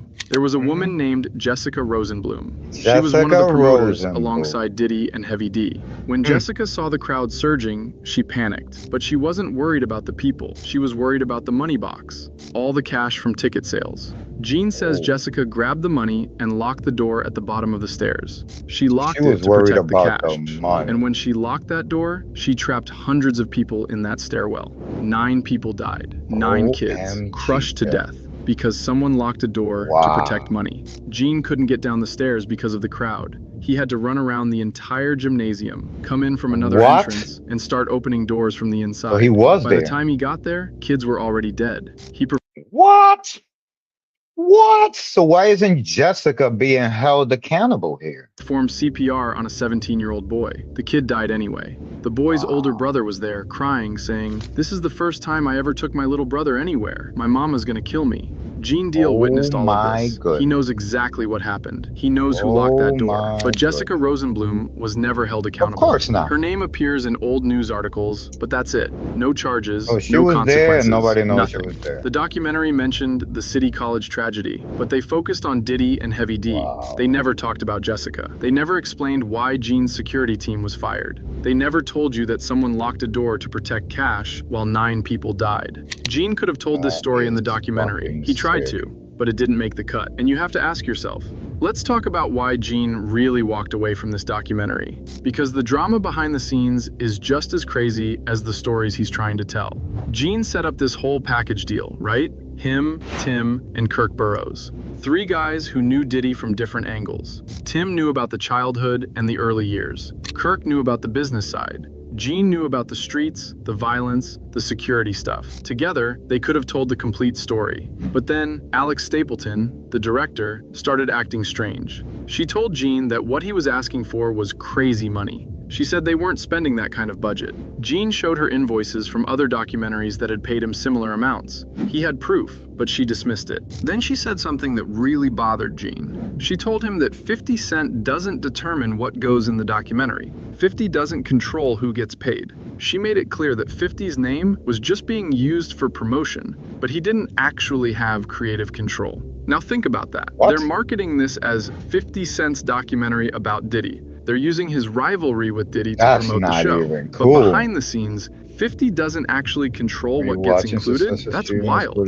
Gene felt disrespected. He's been telling these stories for years on his own platform. He has actual evidence, footage, pictures, documents. And this director is treating him like he's not important. Meanwhile, Kirk Burrows was making his own side deals. He was calling Gene, trying to pressure him to take less money. But Gene found out Kirk was negotiating his own separate contract behind everyone's back. That's the industry, man. Everyone's out for themselves. So Gene told them all to forget it. Everybody trying to eat a little bit. That's why the documentary feels incomplete. That's why so many important stories got left out. The man with the most knowledge refused to participate because he was treated poorly. Here's some. What if you can create your own website by saying, "This is what I want"? With Wix, you can. Something that really bothers people who watch the documentary. They barely mentioned Kim Porter. Diddy's ex-girlfriend, mother of his children, died suddenly in 2018. She was only 47 years old. Officially, they said it was pneumonia. But a lot of people have questions about what really happened. Kim Porter knew everything about Diddy. She was with him for years. She saw the parties, the business deals, the violence, everything. And then she dies suddenly. And the documentary doesn't really address it? Multiple sources have said the documentary deliberately avoided the Kim Porter story. It's too sensitive, too controversial, maybe even too dangerous. But Gene Deal has information about what really happened. He knew Kim. He protected her at times. He knows things. But none of that made it into the documentary. They showed a few pictures of Kim, mentioned she was the mother of his kids, and moved on. For someone who is such a huge part of Diddy's life, she deserved more attention. Unless there's a reason they wanted to avoid that story. Let's talk about something suspicious. Diddy threw parties for decades.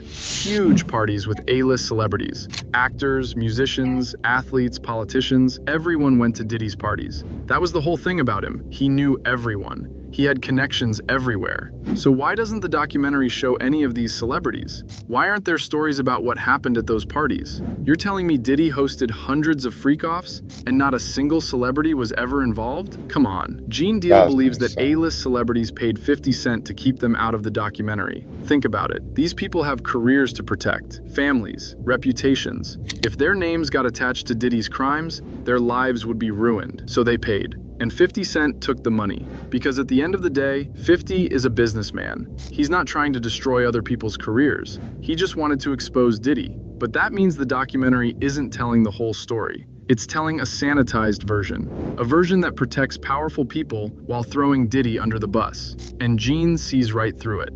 Marlon, have you seen that the documentary, the 50 Cent No, I haven't seen it yet. For Diddy? I haven't seen it. Oh man, you working Everybody hard. telling me you got to see it. Yeah. I haven't seen it. Yeah, Why people don't want to see it? You probably don't.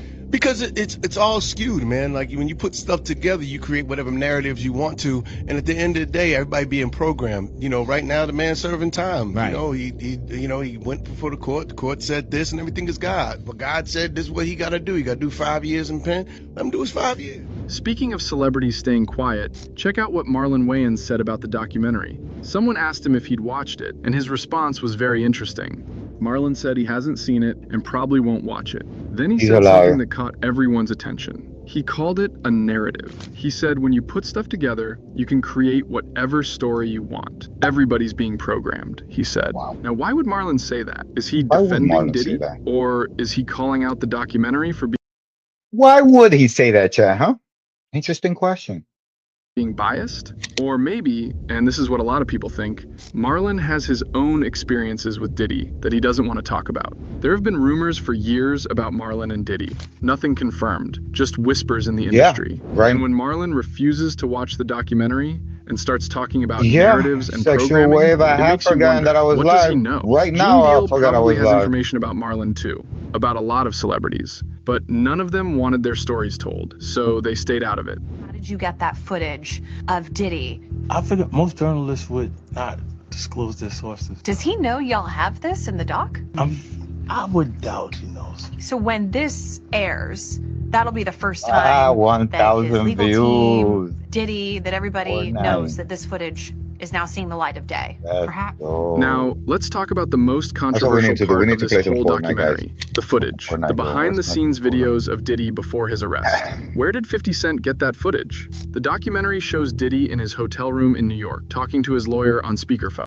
Heating companies get pissed when you do this, but they can't do a damn thing about it. This heater warms entire rooms in under 2 minutes, slashes heating bills by 90%, makes freezing homes comfortable instantly. It's already been sold out multiple times on Amazon and Walmart and all those other big box stores because it's been a top recommendation from energy efficiency experts. And now the company behind it is cutting out the middlemen after selling over 2 million units in the last 90 days. All without those big retailers who just jack up the price tag. It's called Helion Heater. And here's the kicker. It's loaded with advanced ceramic heating technology, which was originally invented by the military to help soldiers survive our He's discussing strategy, complaining about the media, trying to figure out what to do.